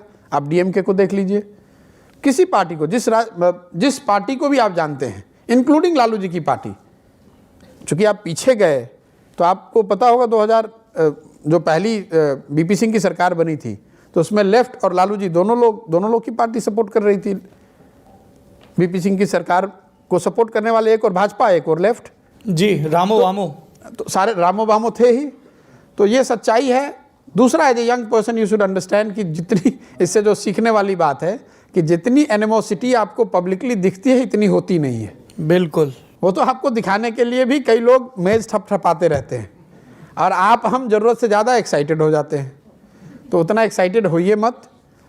और नहीं तो अगर आप बहुत एक्साइटेड हो जाएंगे तो अगले दिन सुनिएगा कि देश हित में भाई साहब पलट गए, आप में ठपठपाते हुए नजर आ रहे हैं। जिसके लिए आप लाठी डंडा कर रहे थे, जिसके लिए जेल भरो आंदोलन चला रहे थे, वो उधर चला गया, आप में ठपठपा रहे हैं। Do not lose your objectivity, do not lose your objectivity. कई बार ऐसे डिसीजन पॉलिटिकल पार्टीज के अपॉर्चुनिज्म भी हैं, व्यक्तिगत स्वार्थ से भी ड्रिवन है, और कई बार थोड़ी मजबूरी भी हो सकती है। ऐसा नहीं है कि हर व्यक्ति जानबूझ के ऐसा करना चाहता है, लेकिन कई बार मजबूरी भी है। सरकार नहीं बन रही है तो आपको किसी न किसी से अलायंस करना है। साथ ही जहाँ तक चुनने की बात है, मैं हमेशा कहता हूँ कि अगर आपके दोनों पैर सलामत हैं तो कोई आपको सोने की भी बैसाखी देगा तो क्या आप लेंगे? कोई नहीं लेगा। अब आपका पैर एक कटा हुआ है तो रोइए या गाइए, सोने की या लकड़ी की, बैसाखी तो लेनी ही पड़ेगी। तो सच्चाई ये है कि जदयू की अपने दम पे सरकार बनाने की यहाँ ताकत है नहीं, तो किसी से तो समझौता करना पड़ेगा। अब जिससे समझौता आप करेंगे, समाज का एक वर्ग जो उस समझौते को सही नहीं मानता है वो आपके खिलाफ हो जाएगा। रिम्स में लालू जी से क्या बात हुई? रिम्स में लालू जी से उनके हालचाल, उनकी तबीयत, उनके परिवार, जो बात लालू जी से हमेशा होती रही है वही हुई। पॉलिटिकल बात भी हुई, इसमें कोई दो मत है नहीं। पसंद करते हैं आपको? पसंद करते हैं, लालू जी भी करते हैं पसंद, नीतीश जी भी बहुत पसंद करते हैं। अरे कोई बात, नीतीश जी का तो पता ही है, क्यों जोड़ रहे हैं ये? मोदी जी भी बहुत पसंद करते हैं। हाँ, और अमित शाह जी?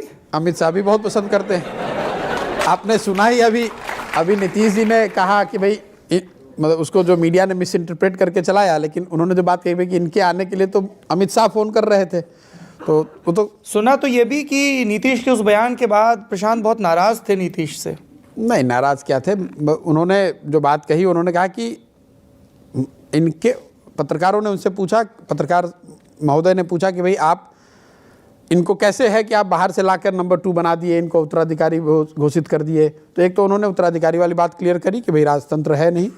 दूसरी बात उन्होंने कही कि हमने नहीं बनाया, हम ही ने नहीं बनाया, इनके लिए तो भाजपा के लोग भी कह रहे थे। उस नीतीश कुमार तो बहुत अमित शाह से पूछ के ही तय करते हैं। अब बताइए, कोई पूछ के तो करेंगे नहीं। हाँ। लेकिन ये जरूर हम लोग का दोनों का मत था कि अगर मैं वापस आ रहा हूं तो गिवन माई पास्ट, ये हम लोग का मत था कि भाई आपके जो सहयोगी दल है उनसे भी आप पूछ लीजिए कि उनको तकलीफ नहीं होनी चाहिए मेरे आने की वजह से। अगर तकलीफ होगी तो आने का कोई फायदा नहीं है। उस संदर्भ में अमित शाह ने उनको फ़ोन कहा होगा, इन्होंने पूछा होगा, अमित शाह ने कहा होगा। लेकिन नीतीश कुमार अमित शाह से पूछ कर अपनी पार्टी में डिसीजन लेंगे, ऐसा संभव नहीं है। क्या ये अमित शाह, प्रशांत किशोर, आप तो सबसे सीखते हैं, क्या सीखा अमित शाह से?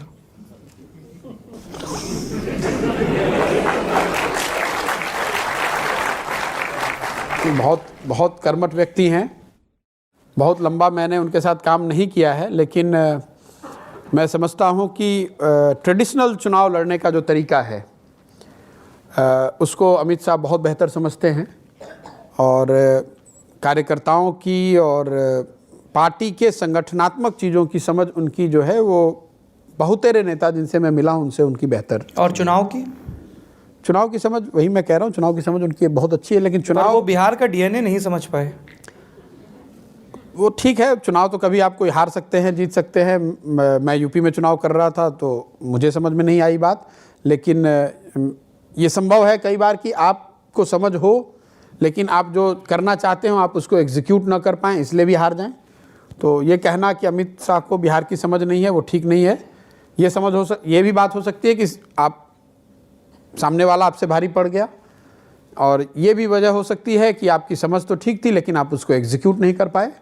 तो कोई भी इसमें वजह हो सकती है, और it could be even mixture of one of these 2-3 things. ये भी हो सकता है कि प्रशांत किशोर मिशन यूपी के लिए 13-14 पॉइंट कागज़ों पर लिखें और 2 ही 3 माने जाएं और रिपोर्ट कार्ड प्रशांत किशोर का ख़राब हो जाए। अब इट्स अ पार्ट। किसने किया था वीटो? 24 अकबर रोड में हुआ था या 10 जनपद में?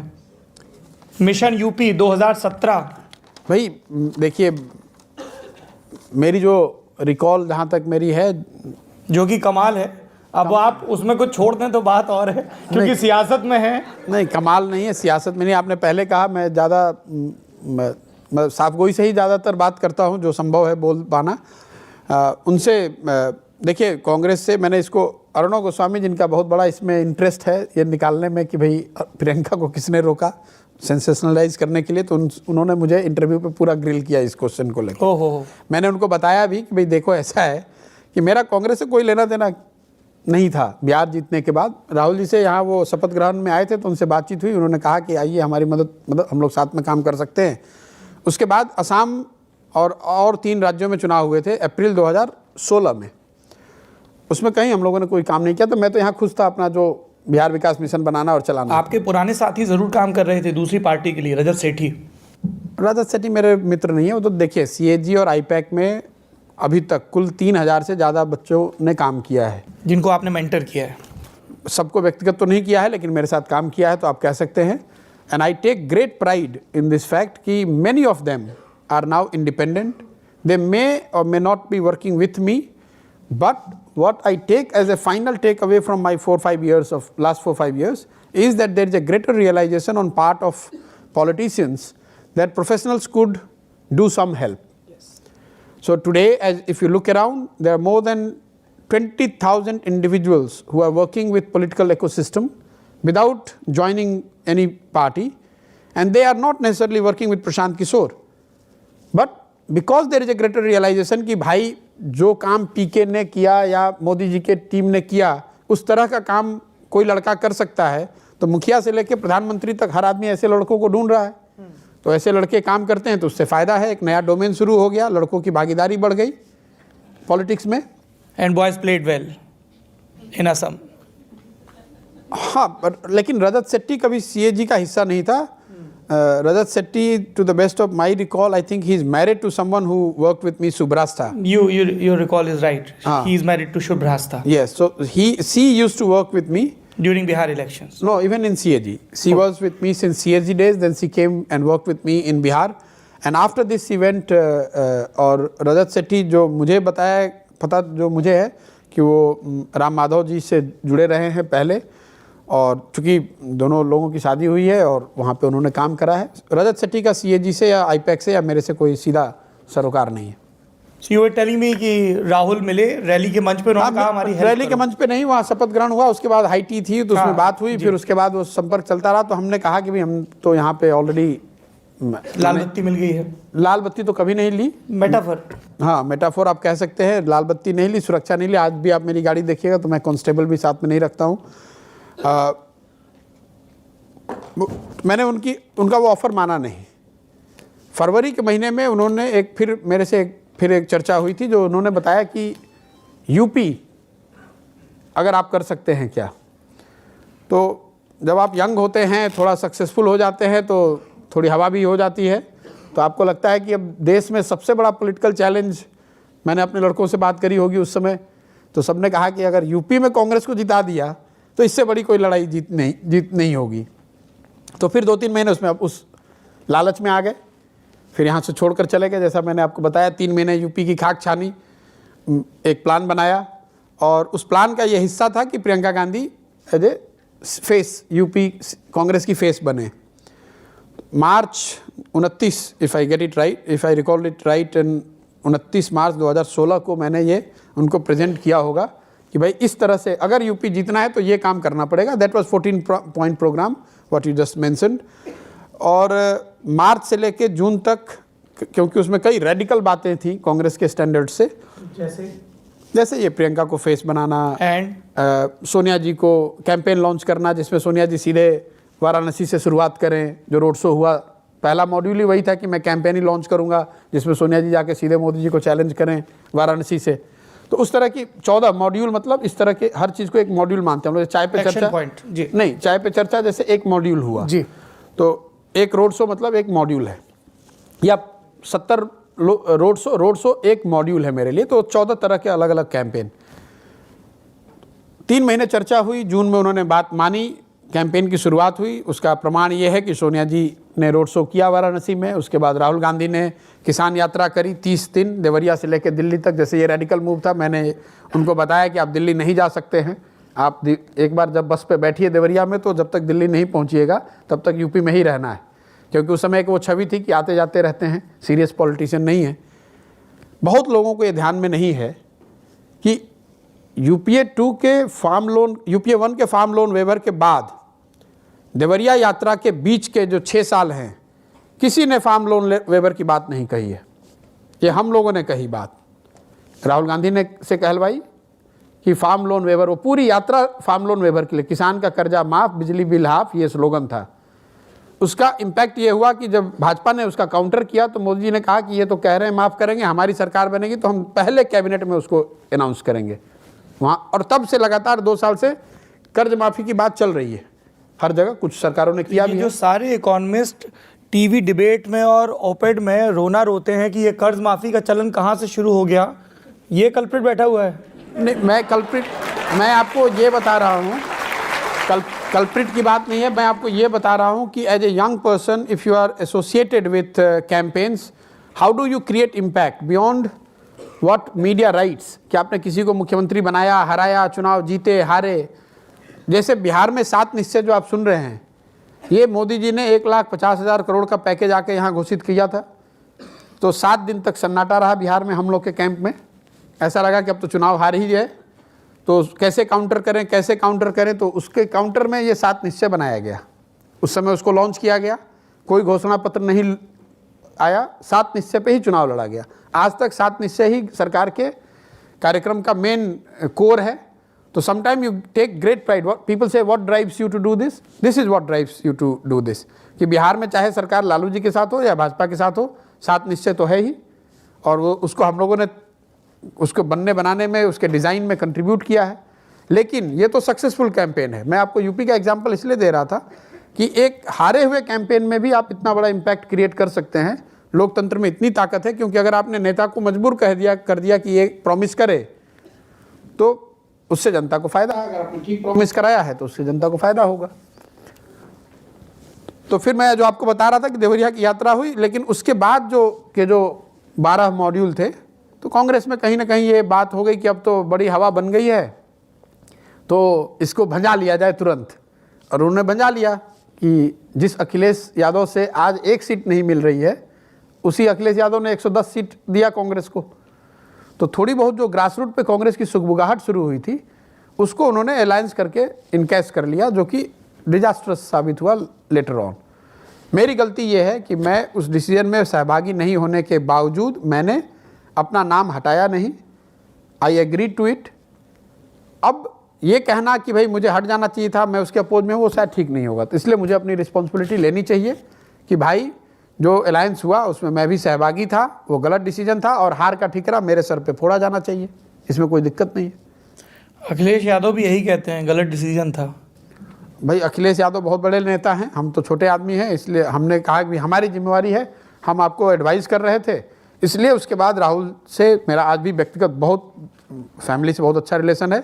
उसके बाद मैंने हाथ जोड़ के कहा कि भाई ऐसा है, अब हम लोग साथ में काम नहीं करना चाहिए हम लोगों को, इसलिए कि मैं जो कहूँगा वो करा नहीं पाऊँगा तो आपका फ़ायदे के बजाय नुकसान हो जाएगा। क्योंकि मेरा ऐसा मानना है कि यूपी में कांग्रेस अगर अपने ट्रेडिशनल तरीके से लड़ती तो भी 7 से बेहतर लाती, और अगर मेरे तरीके से लड़ती तो भी 7 से बेहतर लाती।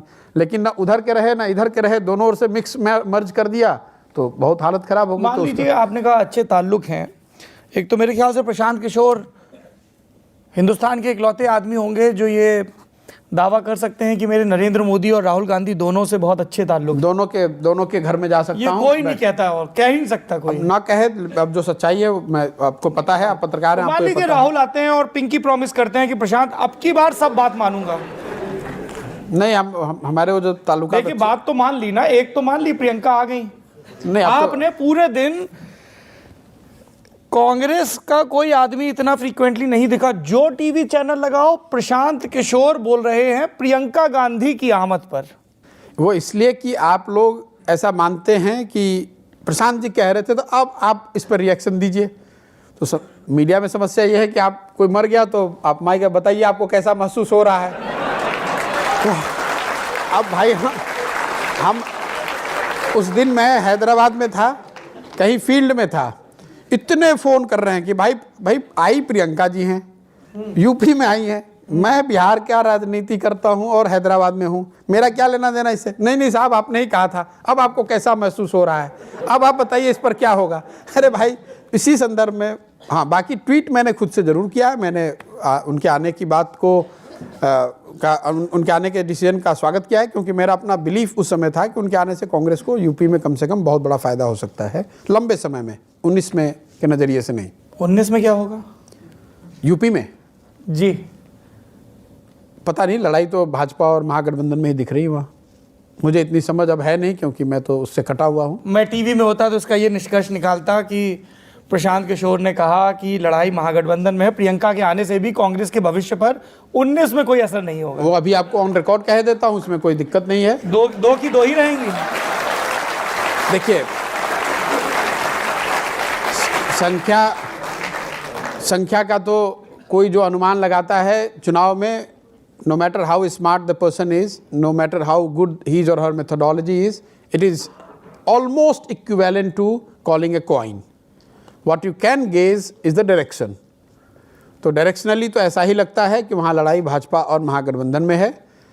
प्रियंका जी कितनी काबिल हैं, कितनी क्षमता है, कितना इम्पैक्ट कर पाएंगी, उसको 2 महीने के नज़रिए से देखना ना देखने वाले के लिए सही है, ना जिस प्रियंका जी के लिए वो सही होगा। आपको उनको 2 साल, 4 साल, 5 साल समय देना चाहिए, फिर देखना चाहिए। अगर मुझे व्यक्तिगत तौर पे ये देखना हो कि वो क्या इम्पैक्ट यूपी में कर पाती हैं, then I will look at 2022 election of UP and see if she is being able to create impact in the Vidhan Sabha election or not, because that would have given her 2 years time to build something. 2 महीने में तो आप क्या कर सकते हैं? आप में चाहे जितनी भी बड़ी क्षमता क्यों ना हो, 2 महीने में कुछ बहुत कर पाएंगी ऐसा मुझे लगता नहीं है। But if I'm proven wrong, then I will learn one more lesson. प्रशांत, एक लेसन मैं भी लर्न करना चाहता हूँ। ये बहुत इंटरव्यू के फ्लो से नहीं जुड़ा है, पर क्या था दिमाग में? मतलब बीजेपी कहती है बूथ जीतो, सीट जीतो। जब आप कांग्रेस के लिए, चूँकि मैं यूपी से हूँ इसलिए और अतिरिक्त दिलचस्पी है, कांग्रेस के लिए जब आप कैंपेन डिज़ाइन कर रहे थे, वो घाट यात्राएं हो रही थी, सब कुछ हो रहा था, बूथ के लेवल पे कांग्रेस की कमज़ोरी कैसे दूर होगी? देखिए, मतलब उसके लिए भी कोई प्लान रहा होगा? हाँ बिल्कुल। मेरी जो अपनी समझ है, जिस तरह से मैं इलेक्शन देखता हूँ, प्लान करता हूँ, उसमें एक बड़ा कंपोनेंट होता है to use the supporters as volunteers and volunteers as cadre. तो जिन पार्टियों के पास कार्डर नहीं हैं, आपको ये देखना चाहिए कि जिन पार्टियों के पास कार्डर नहीं रहे, आखिर वो चुनाव कैसे जीतते थे। यूएस में अगर कोई प्रेसिडेंशियल इलेक्शन लड़ रहा है, उसके पास तो कार्डर है नहीं, वो कैसे चुनाव लड़ते हैं? जो आपके सपोर्टर होते हैं, आप उनमें से विलिंग लोगों को, विलिंग वॉलंटियर्स को आइडेंटिफाई करते हैं, then you put them to work. वही काम हम लोगों ने बिहार में भी किया होगा, वही काम मोदी जी के इलेक्शन में भी किया होगा। So use of supporters as professional volunteers is the single most differentiator in the method which, if there is a method, the method which we apply versus what say Amit Shah would apply. Amit Shah would use the rank and file and the cadre of the party. I would use the party structure, but my focus would be more on getting newer people outside the system and put them to use. क्योंकि मेरा अपना मानना है कि जो लोग बाहर से आते हैं और सिर्फ चुनाव के नज़रिए से आ रहे हैं, समझ उनकी राजनीति की भले कम हो, लेकिन डेडिकेशन और काम करने और कुछ कर दिखाने की का जो जज्बा है वो उसमें ज़्यादा होता है। तो वो लड़ाई में कभी कोई जीत सकता है। बिहार में वो वॉलंटियर्स भाजपा के काडर पे भारी पड़े, संभव है कि यूपी में वो काडर मेरे वॉलंटियर्स पे भारी पड़ सकते थे, हालांकि वो कर नहीं पाए हम लोग। उसके लिए, ये वॉलंटियर बनाने के लिए आपको ज़रूरत है चेहरे की। You need a big face around which you build a narrative, who is inspiring enough for a lot of people to give up what they do and come and work for that person or the party for 5 months, 6 months, 8 months, 9 months. And that is why what I do is so much dependent around a face. अगर प्रियंका नहीं है तो क्यों नहीं कर सकते? इसलिए कि फिर उतने लोग आएंगे नहीं काम करने। आपको लाखों लोग चाहिए, फुट सोल्जर्स। वो तभी आएंगे जब आपके पास एक अट्रैक्टिव फेस हो पीएम के लिए, सीएम के लिए। तो वो उस मेथड की लिमिटेशन है। You can't mobilise hundreds or thousands of volunteers in US unless you have a presidential nominee. लेकिन जो पार्टी है वो बिना फेस के भी लड़ सकती है, क्योंकि पार्टी के पास रैंक एंड फाइल है, कैडर है, ऑफिस बियरर्स हैं। वो हम लोग के पास होते नहीं, ये फ़र्क है। तो यूपी के प्लान में एक बहुत बड़ी आर्मी ऑफ वॉलंटियर्स खड़ा करने की बात थी, क्योंकि कांग्रेस का काडर आप 6 महीने में नहीं बना सकते हैं, किसी पार्टी का नहीं बना सकते हैं। और जो लोग कहते हैं अरे आप तो कैसे करते, नीचे काडर होता नहीं, ये तो ऑब्वियसली हमें पता है काडर नहीं था, लेकिन उसका सब्स्टिट्यूट शॉर्ट टर्म में बनाया जा सकता है। करिश्मा, अगर मतलब फेस में करिश्मा है तो आप पीछे सिस्टम को यूज करके टेम्पररी काडर बना सकते हैं, मैं आपको ये कह रहा हूँ। चूँकि आप बिहार में सक्रिय हैं, ग्रास रूट पर बहुत ज़ोर है, प्रियंका गांधी का जिक्र हो रहा है, इसलिए उनसे जुड़ा आखिरी सवाल। कई पॉलिटिकल पंडित ये कहते हैं कि रॉबर्ट वाड्रा और उन पर लगे इल्ज़ाम ब्रांड प्रियंका को थोड़ा सा फीका करते हैं। आपके पास ज़मीन से क्या फीलर्स आ रहे हैं, ब्रांड प्रियंका या लोग किस तरह की बातें कर रहे हैं, and what you personally think about it? देख, मेरे पास कोई फिलर तो आएगा नहीं, क्योंकि मैं उससे जुड़ा नहीं हूँ। नहीं, लोग चर्चा तो करते ही हैं ना। मुझे और नहीं बिहार लगता के है, लोग तो बहुत ही ज़्यादा, मतलब उनका तो वितान बहुत बड़ा है ना कि without getting into merit of the allegations और the charges, whether they are true not true, that's not my domain, so I don't want to comment on that. लेकिन रामायण में एक कहावत है, समरथ को नहीं दोष गोसाई। एक बार जनता ने आपको अपने सर पे बैठा लिया तो आपकी 10 कमियां भी अगर हैं तो छुप जाती हैं, अगर है तो। इसलिए जो लोग ये समझते हैं कि ये आदमी ड्रैग है, ये एपिसोड ड्रैग है, वो अंडर एस्टिमेट कर रहे हैं। एक बार जनता की दिमाग में बैठ गया कि आपको नेता बनाना है या आपको पसंद करने लगी जनता, तो कई कमियां जो आपकी हैं वो छुप जाती हैं। एक बार जनता मोदी को मानने लगी तो ऐसा नहीं कि मोदी जी में कोई कमी नहीं है। एक बार नीतीश को जनता ने पसंद कर लिया तो सारे ये पार्टी को उलटना पलटना सब किनारे हो जाता है। आदमी कहता है जो डिसीजन लिया होगा ठीक ही लिया होगा, भले के लिए लिया होगा। तो ये जो रामायण की कहावत है वो आज भी चरितार्थ होती है। इसलिए मीडिया या एनालिस्ट या जो लोग इस बात पर बहुत ज़्यादा फोकस कर रहे हैं, they will all B proven wrong. If she is successful, this will not be an issue. If she is not successful, she will not be successful for other reasons, not because of this thing. ये ऐसा मैं मानता हूँ। जी जी बिल्कुल। ये अगला सवाल प्रियंका गांधी से जुड़ा नहीं है, वाक्य वहीं से शुरू होता है। जब प्रियंका के एंट्री की खबर आई तो आप हैदराबाद में थे। जी। जगन रेड्डी की भी किस्मत बदलने वाली है क्या? मुझे लगता है कि he will be the chief minister in 4 months time. He should be और ही विल बी। अब ही विल बी तो देखिए वो तो बहुत बड़ी बात हो जाएगी। वो तो यूपी पर आईपैक लगा हुआ है, हम लगे हुए हैं। मेरा कमिटमेंट है कि भाई मेरी जो क्षमता है, आपको ये एक कमिटमेंट है जो कि मेरा पहले का किया हुआ है, जिसको मैंने जब अनाउंस किया इस स्पेस को छोड़ने की बात मैंने जब कही तो उस समय मैंने ये कहा था कि एक मेरा प्रायर कमिटमेंट है and in the interest of professionalism वो बीच में मैं नहीं छोड़ूंगा, वो 19 तक उनकी मदद करूंगा। तो हाँ, वो बिल्कुल YSRCP का कैंपेन जो है वो मेरे द्वारा एडवाइज्ड है और आईपैक जो मेरे से मेंटर्ड ऑर्गेनाइजेशन है वो वहाँ उनके लिए काम करती है और हम लोग को ऐसा लगता है कि YSRCP पार्टी वहाँ जीत कर आएगी। उद्धव ठाकरे के बारे में क्या लगता है? उद्धव ठाकरे के बारे में ये लगता है कि भाई अगर एनडीए का हिस्सा रहे और एनडीए साथ में रही तो एनडीए जीत कर आनी चाहिए। मुलाकात हुई, क्या बात हुई? मुलाकात उनसे मेरी जो मीडिया में भी आया है, जो उन्होंने ट्वीट किया, मैंने भी ट्वीट किया है, उसके बाद मीडिया ने भी चलाया, इससे पहले मेरी उनसे कई दफ़े मुलाकात हुई है और उन मुलाकातों का सिलसिला मेरा शुरू हुआ है उत्तर भारतीयों को लेकर, उनका जो पार्टी का स्टांस है उसको लेके कि भाई मतलब मैंने अपनी जो विधा जो मैं समझता हूँ और लोगों को लगता है कि मैं इलेक्टोरल कुछ समझता हूँ, तो मैंने डाटा को या उन चीज़ों को देखकर ये उनको समझाने का प्रयास किया कि आइडियोलॉजिकली आपका चाहे जो पोजीशन हो, इलेक्टोरली ये कोई बहुत बेनिफिशियल नहीं है कि आप उत्तर भारतीयों के खिलाफ इस तरह की स्ट्रेटजी फॉलो करें। और उनको बात पसंद आई, हमने उनको समझाया भी और उनको ये बात में दम दिखी कि भाई ये जो है वो ओपेक स्ट्रेटजी है। If it is an strategy और if it is an ideology, it's time for you to dilute it और it's time for you to tweak it. उस संदर्भ में मेरी उनसे बातचीत शुरू हुई है और उन्होंने मुझे आश्वस्त किया है कि मेरा इंटरेस्ट वो है कि शिवसेना वहाँ उत्तर भारतीयों के खिलाफ कम से कम कोई वायलेंट प्रोटेस्ट या वायलेंस को प्रोपोगेट ना करे ना। और मुझे लगता है कि I will be successful in it. उसके बदले में अगर मुझे उनसे कुछ उनको मदद करनी पड़ेगी तो I think it's worth doing. लेकिन ये करूँगा तब जब वो पब्लिकली अनाउंस करेंगे कि उत्तर भारतीयों की सुरक्षा की जिम्मेवारी हेंसफोर्थ महाराष्ट्र में शिवसेना की होगी और शिवसेना आगे से उत्तर भारतीयों के खिलाफ ऐसा कुछ काम नहीं करेगी। ये मेरा अपना एजेंडा है कि 20 साल 25 साल में जो लोगों ने नहीं कराया है वो मैं कराऊंगा। वो फीस के तौर पे मैं एडवाइस कर रहा हूँ, तो ये उनसे एक्सट्रैक्ट कराऊंगा कि भाई आप उत्तर भारतीयों की सुरक्षा की जो बात है वो कहिए, आप क्यों ऐसा कर रहे हैं, क्योंकि आपको इलेक्टोरली कोई फ़ायदा है नहीं और आप अननेसेसरी उत्तर भारतीयों को या बिहारियों को, यूपी के लोगों को अगर आपके कहने पे या आपके समर्थक होने का दावा करने वाले लोग अगर उनको परेशान कर रहे हैं तो वो ठीक बात नहीं है। मुझे लगता है कि by and large they are on board and you will see the development on that front. इस तरह की सलाह की ज़रूरत तो राज ठाकरे को भी है। नहीं, अब राज ठाकरे तो वहाँ कोई फोर्स है नहीं, वहाँ तो शिवसेना ही है। राज ठाकरे फ्रिंज एलिमेंट्स को तो क्या कह सकते हैं आप। राज ठाकरे बहुत बड़े नेता हैं। अब मैं उनको जाकर कोई हमें बुलाए तब तो उसको मैं बिना मानेंगे तो किसी को सलाह नहीं दे सकता हूँ।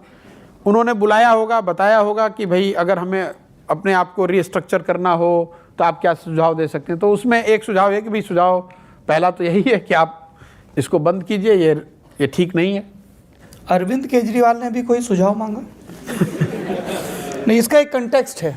अरविंद केजरीवाल से मैं पंजाब इलेक्शन के बाद खाना खाने के लिए गए थे। मुझे उन्होंने अपने घर पे बुलाया था, चूंकि उनकी हार हुई थी पंजाब में, तो उनका बड़प्पन है। नहीं, बड़प्पन के अलावा भी बहुत कुछ है।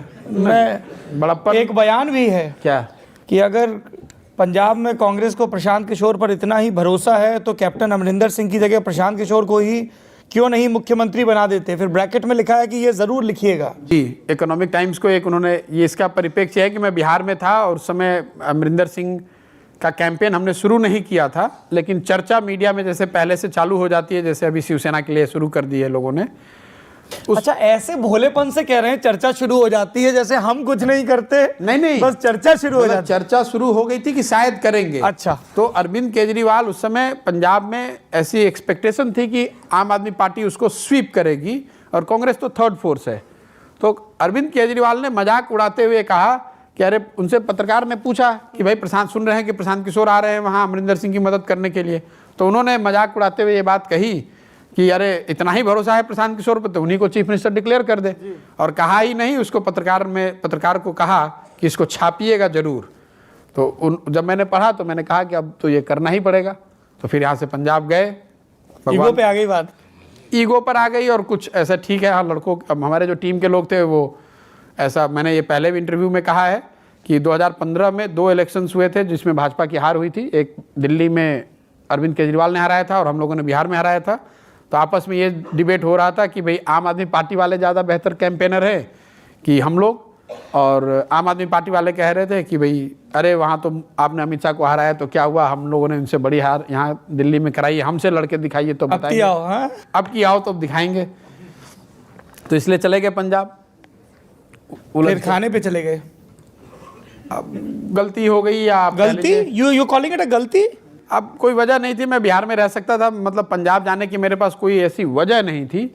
मतलब वो लड़कपन है और आपस में एक जो हो जाता है कि जैसे आपने एक स्टेटमेंट कोट किया तो अननेसेसरी बिना कुछ कहे हुए, मेरा पंजाब से कोई लेना देना नहीं, अमरिंदर सिंह से कोई लेना देना नहीं, कांग्रेस से कोई उस समय लेना देना नहीं।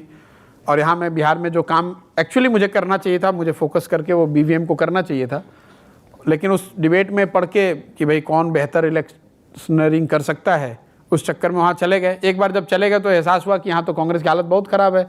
तो 1 साल लग गए उसको, मतलब वहाँ लड़ाई लड़ने में। आम आदमी पार्टी की ताकत वहाँ बहुत थी, इसमें कहीं कोई दो मत नहीं है। जब वो चुनाव खत्म हो गए तो अरविंद केजरीवाल ने बुलाया, अपने घर पे मुलाकात करी। यूजुअली होता है ऐसा, बादल साहब ने भी बुलाया, उनके घर पे भी मिलने गए। तो जो लोग हारते हैं या जीतते हैं तो एक दूसरे से बाद में मिलते हैं, ऐसे कोई बड़ी बात नहीं है उसमें। भविष्य में कभी अरविंद केजरीवाल साथ काम करने की संभावना? मैं भाई अब संभावना क्या है, जब मैं ऑलरेडी जदयू में हूँ। जदयू और आपकी दोस्ती हो जाए तब तो बाय डिफॉल्ट संभावना हो जाएगी, तब का नहीं कह सकते। तब तो पार्टी का डिसीजन है, मेरा तो डिसीजन ही नहीं है। अब तो वो फील्ड ही बंद हो गया कि किसके साथ आप काम कर सकते हैं, क्योंकि अब तो किसी के साथ काम नहीं कर सकते हैं जब तक जदयू ना तैयार हो। पर आईपैक जब ये तय करता है कि उसे किसके साथ काम करना है तो अपने मेंटर प्रशांत किशोर से तो बात करता ही है। करते हैं, बिल्कुल पूछते हैं। ये अगर मैं कहूँ कि नहीं पूछते हैं तो गलत होगा। ये बहुत सारे लोग जिनके खलीते में पैसा है और जो चुनाव जीतना चाहते हैं और जिनकी पॉलिटिकल पार्टीज हैं, और अगर वो चाहें कि प्रशांत किशोर नहीं कर सकते हैं, क्योंकि मैं अपनी सर्विस बेचता नहीं हूँ, पहले भी नहीं बेचता था। जी, क्राइटेरिया क्या है? क्राइटेरिया यही है, कभी पुलिस बचपना वाला डिसीजन हो सकता है कि आपको दिखा देंगे कि पंजाब में आपसे बेहतर कैंपेनर हम हैं। कभी क्राइटेरिया ये है कि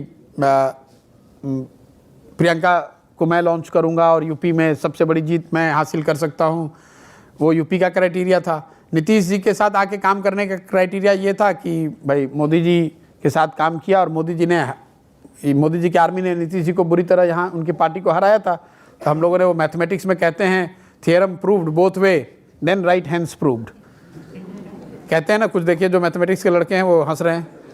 तो हम लोगों ने कहा कि भाई मोदी जी ने जिनको, मतलब मोदी आर्मी ने, मोदी वेव ने जिनको हराया है, अगर उल्टा कर दें तो कहेंगे कि हाँ कुछ जानते हैं, तो इसलिए बिहार चले आए।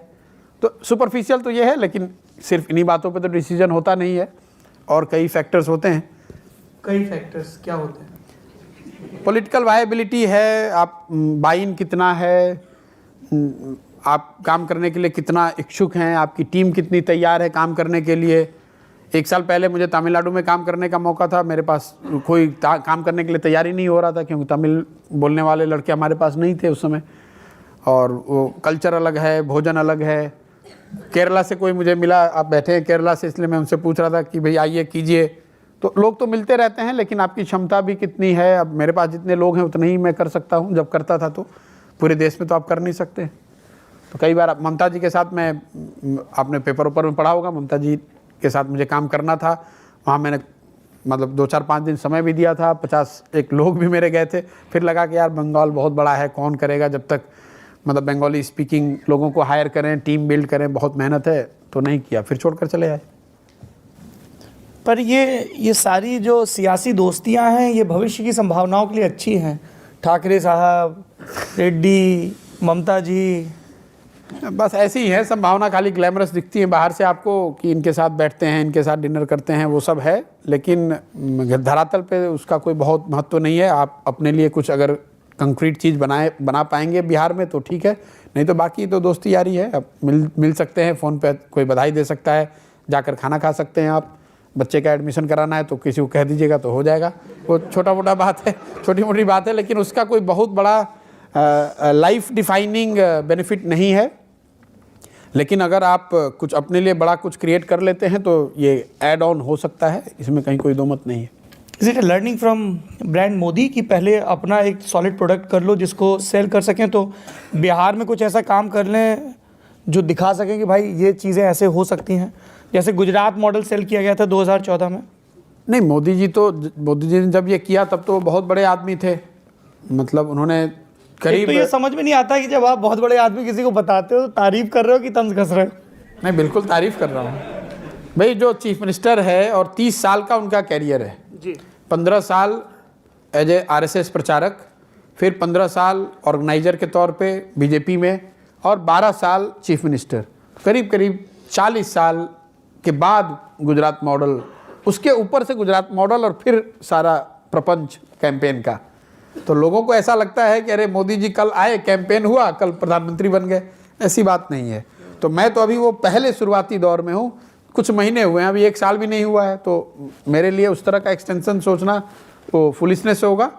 मैं ये कह रहा हूँ कि अगर मैं बिहार में कुछ कर पाऊँगा खुद के लिए तो इन संबंधों का मतलब है, वरना ये ग्लैमरस साउंडिंग हैं कि भाई आप गांधी को जानते हैं, ठाकरे को जानते हैं, पटनायक को जानते हैं, ममता दी को जानते हैं, लेकिन वो तो बहुत बड़े लोग हैं। अगर आप कुछ नहीं बन पाइएगा तो थोड़े दिन के बाद आपको वो जगह नहीं देंगे, जानेंगे कि हाँ ठीक है ये एडवाइज़र हैं। आते हैं फ़ोन बच्चे के एडमिशन के लिए? मेरे खुद के बच्चे के लिए नहीं, उस पर बाद में आऊँगा, पर्सनल पे। ऐसे सिफारशी फ़ोन तो बहुत आते होंगे ना कि सर ये करवा दीजिए, वो ठेका वेका दिलवा दीजिए। मेरे पास तो नहीं आते, क्योंकि मैं लोगों को कहता भी हूँ, लोगों को जानकारी भी है कि मैं भाई सरकार में हूँ नहीं और वो काम मैं करता नहीं हूँ, तो इसलिए ज़्यादा नहीं आते लोग। सरकार में नहीं है लेकिन सबसे ज़्यादा ताकतवर है। नहीं, बिल्कुल गलत बात है, झूठे बोलते हैं सब ऐसे ही। मेरी क्या ताकत है भाई? मेरी कोई ताकत नहीं है। मैं किसी कांस्टेबल की ट्रांसफ़र पोस्टिंग नहीं करा सकता हूँ, मेरी कोई ताकत नहीं है। ये लोगों का भ्रम है और ताकत होनी भी नहीं चाहिए। मेरा अपना पक्का यकीन है कि सरकार में उसी को हस्तक्षेप करना चाहिए जो कि अंडर ओथ है। Those who are under oath, those who are elected are the only one who should contribute or interfere in the functioning of government, no matter who you are। आप कितने पावरफुल हैं, कितनी सही सोच आपकी है, अगर आप अंडर ओथ नहीं हैं तो आपको सरकार के काम काज में हस्तक्षेप नहीं करना चाहिए। ये बिल्कुल ऐसा मैं सोचता हूँ। आप ऐसा सोचते हैं, फिर आप एक समानांतर तंत्र अच्छी नियत के साथ आपके शब्दों में खड़ा करने की कोशिश करते हैं। कहाँ पे किया? नहीं, ये समानांतर तंत्र की गांव-गांव, शहर-शहर में लोग हिस्सा लें सियासत में। नहीं, ये तो पॉलिटिक्स में ज्वाइन करने के लिए कह रहे हैं, सरकार में नहीं, पॉलिटिक्स की बात कर रहा हूँ। ये समानांतर तंत्र नहीं है। अच्छा, समानांतर तंत्र में सरकारी नहीं, मैं अब सरकार से संगठन पे आ गया हूँ। संगठन तो वही मेरा काम ही है, दिन भर वही काम करते हैं, संगठन बनाना। आप दिन भर काम करते हैं और लोग कहते हैं कि आरसीपी सिंह और ललन सिंह बड़े परेशान रहते हैं इससे। मुझे लगता है ये बेकार की बात है। इसमें मुझे तो प्रशांत किशोर के बारे में इतनी बेकार की बातें पटना से लेकर दिल्ली तक क्यों की जाती हैं? अब ये तो आप बताएंगे। मैंने प्रोफेसर साहब ने कहा कि आपके विषय में ये पढ़ा, ये सुना, मैंने पूछा कितनी ज़्यादा गलत बातें। मैं तो देखिए इसीलिए सब कुछ पूछ ले रहा हूँ सही सही। नहीं, उन्होंने पूछा तो मैंने उनको बताया भाई आपने कितनी गलत बातें सुनी है वो बता दीजिए। मैं तो क्यूरियोसिटी से ही पूछ रहा था क्योंकि ज़्यादातर तो गलत बातें ही छपती हैं।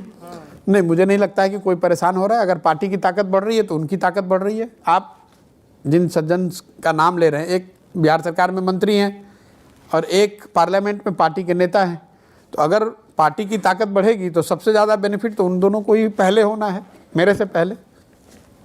जी भाई, समझ लीजिए अब देखिए आप लोगों की ताकत बढ़ रही है। अब मैं तो कुछ नौजवान इधर ऑडियंस के पास जाऊंगा, उससे पहले एक आखिरी पॉलिटिकल सवाल। प्रशांत, वो क्या मोमेंट होता है कि जब एक बैकरूम ऑपरेशंस का मास्टर आदमी, the so called magician of Indian politics, जिसने नैरेटिव बदल दिया, ये कर दिया, वो कर दिया, वो ये तय करता है कि अब स्पॉटलाइट का रुख घुमाने का वक्त आ गया है, अब खुद स्पॉटलाइट में आने का वक्त आ गया है। एक आप टॉक शो में जाते हैं ISB में मेरे ख्याल से जी, और उसके बाद चीज़ें बदलने लगती हैं जी। What was the trigger point कि एक बेबसी लग रही थी कि जब तक आप सिस्टम में इन्वॉल्व नहीं होंगे, या you wanted a greater role, आपकी टीम का दबाव था, आपके अपने एम्बिशंस थे, या इन सब का कुल जमा मिश्रण था? I think it will be mix of many things. बेबसी भी है क्योंकि आप कई बार लाचार फील करते हैं कि जो आप एक्चुअली करना चाह रहे हैं वो नहीं कर पा रहे हैं, जीत कर भी नहीं कर पा रहे हैं। एक ट्रिगर पॉइंट तो पिन पॉइंट करना मुश्किल है, लेकिन एक आपको मैं बताता हूँ। जिस ISB तो कल्मिनेशन था उसका, जब मैंने उसको आर्टिकुलेट किया कि मैं भाई अब ये ज्वाइन कर रहा हूँ। पंजाब में एक घटना हुई जिसका मुझे लगता है कि that would have fast track my decision. Punjab में जो संविदा वाले कर्मचारी हैं, जो कॉन्ट्रैक्चुअल एम्प्लॉयज़ हैं, उनके लेकर एक प्रॉमिस मैंने, जैसे यहाँ 7 निश्चय है, वैसे पंजाब में मैंने 9 नुक्ते करके एक चुनाव का प्रचार जो किया था वो 9 नुक्तों पर किया था, मतलब 9 promises on the part of chief minister. उसमें एक संविदा कर्मचारियों को लेकर प्रॉमिस किया गया है। 1 साल तक ऐसा पत्रकारों ने या न्यूज़पेपर के माध्यम से मुझे पता चला कि संविदा कर्मचारी शायद धरने पे बैठे हुए थे, जिसकी वजह से मुख्यमंत्री से मिलना चाहते होंगे या उनको बताना चाहते थे कि भाई आपने ये प्रॉमिस किया, इसको कीजिए, तो वो किया नहीं या मुख्यमंत्री से वो मिल नहीं पा रहे थे। तो एक उन्होंने पेपर में ऐड निकाला कि जो लोग हमारी मुलाकात चीफ मिनिस्टर अमरिंदर सिंह से करा देगा उसको 1 लाख रुपया इनाम दिया जाएगा। तो एक वहाँ पर विपक्ष के नेता हैं अमन अरोड़ा, आम आदमी पार्टी के विधायक हैं, उन्होंने उस ऐड को ट्वीट किया और कहा कि इस देश में सबसे बड़ा फ्रॉड प्रशांत किशोर है, क्योंकि चुनाव से पहले हर घर कैप्टन, घर घर captain, coffee with captain, and चुनाव के बाद नोवेयर कैप्टन। तो इस आदमी को बुलाओ और इसको खड़ा करो जनता के सामने। तो मैंने राहुल को वो भेजा मैसेज, हंसी की ही बात थी, लेकिन मैंने मैसेज भेजा कि भाई चीफ मिनिस्टर आपका, पार्टी आपकी, फ़ायदे आपके, हम यहाँ आंध्र प्रदेश में आके झक मार रहे हैं और लोग गाली मुझे दे रहे हैं, फ्रॉड मुझे कह रहे हैं। तो कहीं ना कहीं उस बात ने मेरे दिमाग में ऐसा आया कि भाई प्रॉमिस करने वाले से ज़्यादा कराने वाले को लोग ढूंढ लेते हैं कि भाई ये आदमी, इस आदमी ने कराया प्रॉमिस, और उसका जो किया नेट इम्पैक्ट है जैसे यहाँ पर लोग क्रेडिट भी देते हैं कि अरे आपने 7 निश्चय डिजाइन किया है, तो अगर नेता कर रहा है वो काम तब तो फायदा है, नहीं कर रहा है तो गाली भी बहुत पड़ती है। तो इसलिए मुझे लगा कि यार अब ये समय आ गया, इसको छोड़िए, क्योंकि दूसरा गलती करता है और फिर उसको लंबे समय तक लोग आपको फ्रॉड मानते हैं या ऐसा मानते हैं कि आपने जानबूझ के ऐसा कहलवाया। ऐसी बात तो होती नहीं है। आप तो प्रॉमिस वो कराते हैं जिससे आपको लगता है कि नेता को वोट मिले, जो कि सही बात है।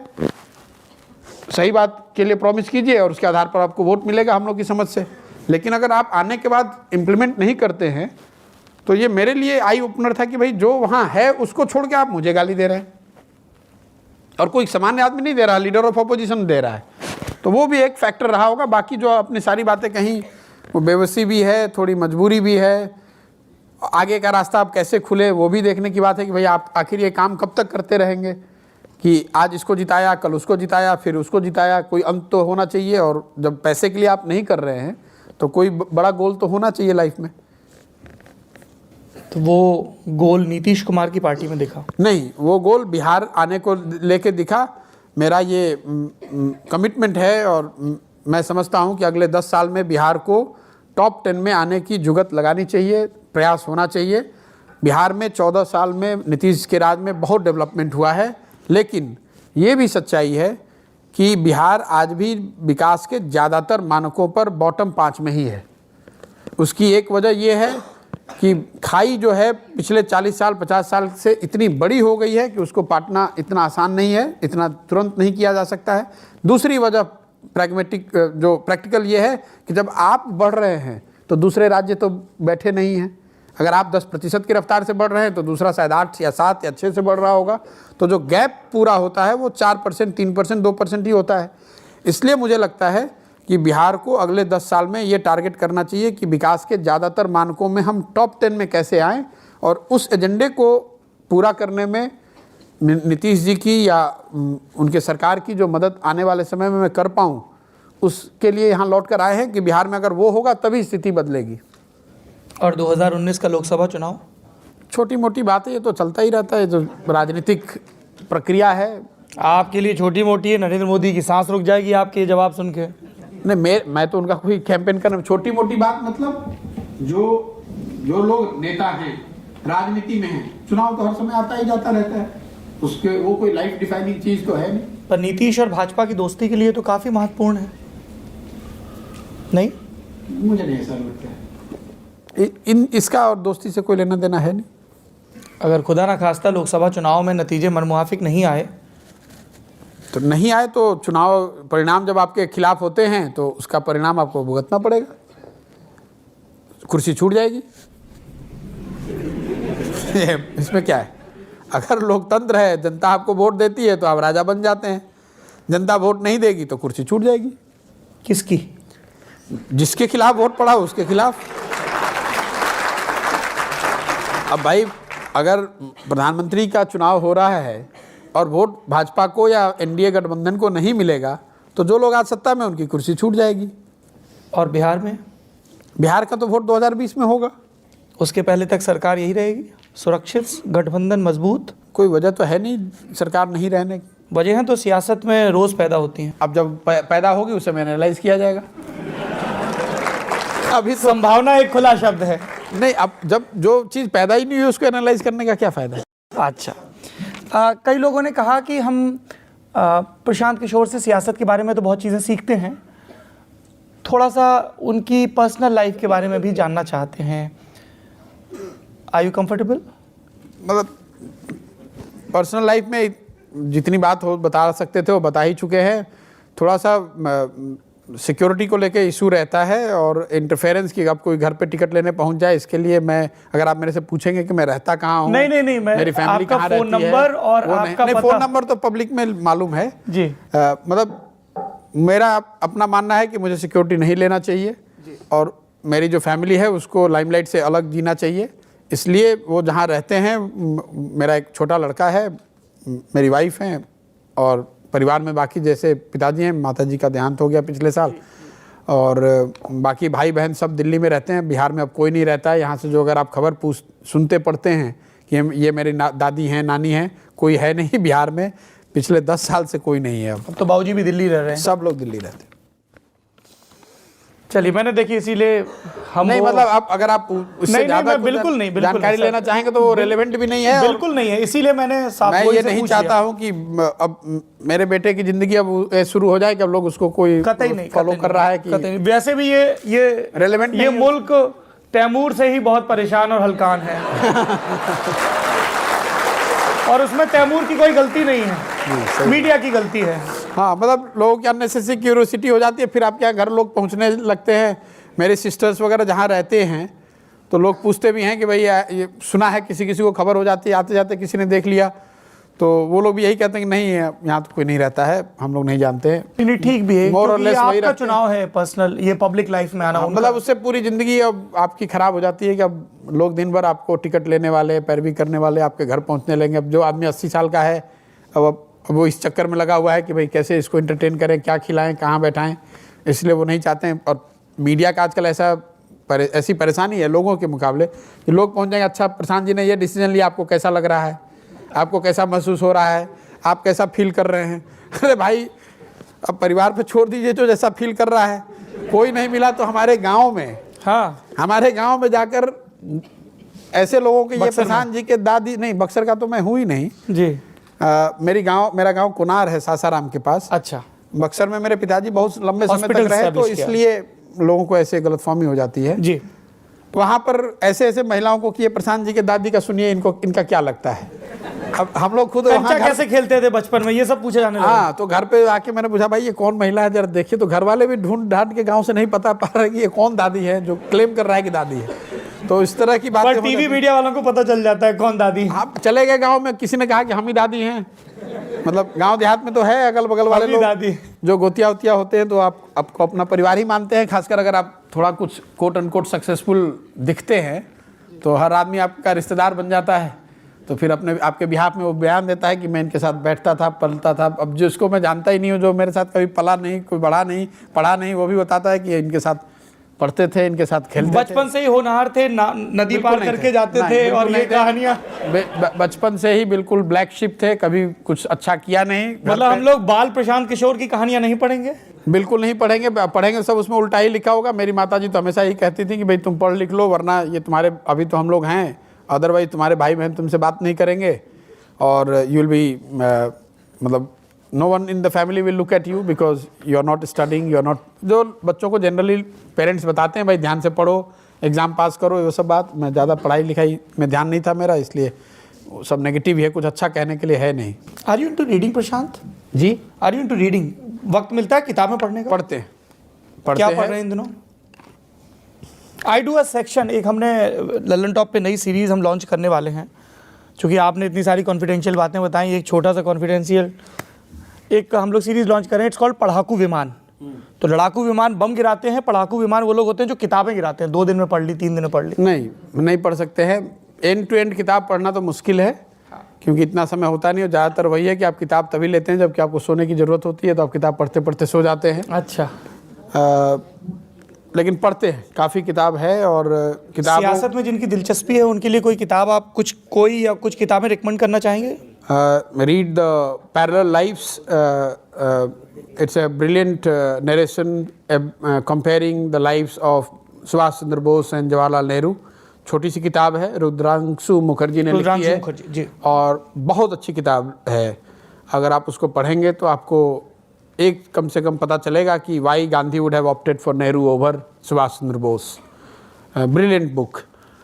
विजडम ऑफ क्राउड मैं सबको बताता हूँ कि इसको पढ़ना चाहिए, कि why in democracy despite all its flaws crowd or the group is likely to make right decisions than any intelligent person, because many times we start feeling कि ये सब बेवकूफ़ हैं, सब illiterate हैं, ये क्या सरकार चुनेंगे। there's a proven book. 2 book तो ज़रूर आपको बता सकते हैं। on the top of the mind you must read My Experiment with Truth, which is Gandhi. This is the fundamental book which every Indian should read.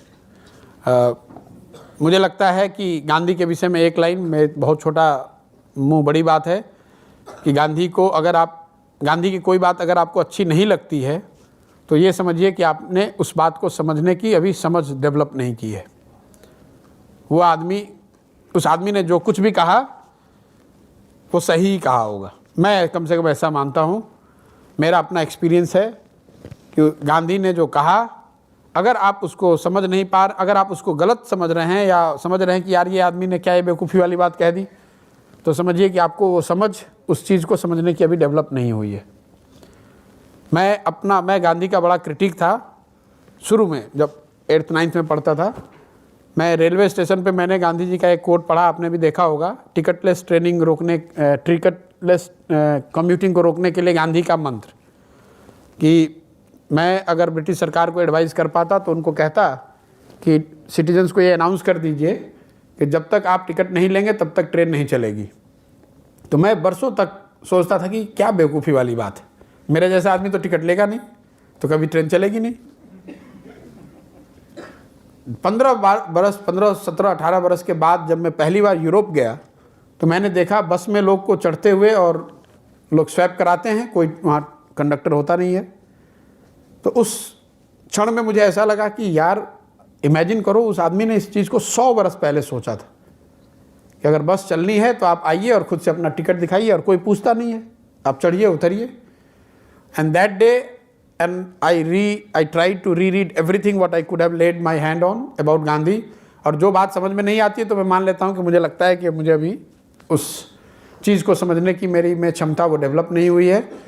उसी परिप्रेक्ष्य में आपको बता रहा हूँ, अगर आप ये द पैरेलल लाइफ्स पढ़िएगा तो कई लोग कहते हैं कि अरे सुभाष चंद्र बोस होते तो ये हो जाता, पटेल होते तो ये हो जाता।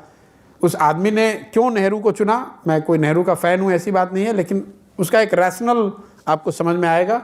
और गांधी को पढ़िए, इसमें कहीं कोई दो मत नहीं है, उससे बेहतर कोई ह्यूमन बीइंग यहाँ पैदा हुआ नहीं धरती पे। और आपको समझ में आएगा कि जो लोग बात कहते हैं, मेरे से भी लोग कहते हैं कि भाई आपकी क्या आइडियोलॉजी है। मैं उनसे पूछता हूँ कि गांधी ने आज अगर गांधी होते तो वो गौ हत्या का विरोध कर रहे हैं तो उसके हिसाब से संघ की आइडियोलॉजी उनकी आइडियोलॉजी हो गई। उन्होंने ग्राम स्वराज की बात कही तो उसके हिसाब से वो सोशलिस्ट हो गए। उन्होंने स्टेट ओनरशिप की बात कही तो उसके हिसाब से कम्युनिस्ट हो गए। और कांग्रेस के तो थे ही, तो कांग्रेस की आइडियोलॉजी आप बता दीजिए कि उनकी क्या आइडियोलॉजी थी। मुझे आज तक कोई मिला नहीं जो बता सके कि गांधी की आइडियोलॉजी क्या थी। और बहुत पढ़े लिखे लोगों से, जो सो कॉल्ड पढ़े लिखे समझदार लोग हैं, उनसे भी मैं पूछता हूं कि आप बताइए कैसे गांधी की थॉट प्रोसेस को आप किस आइडियोलॉजी में बैठाते हैं। तो अगर आप उनकी बात को नहीं समझ पा रहे हैं तो इसका मतलब है कि आप में और पढ़ने की, मेहनत करने की, समझ को डेवलप करने की जरूरत है। सारे लोग थक नहीं गए इतने देर में? थक गए हैं क्या? हाउस द जोश। बहुत बहुत धन्यवाद, आप इतने देर बैठे सुने, उसके लिए आपका हृदय से आभार। घेरे में नेताजी में प्रशांत किशोर के साथ इतनी बातचीत हुई, बहुत शुक्रिया आपका प्रशांत।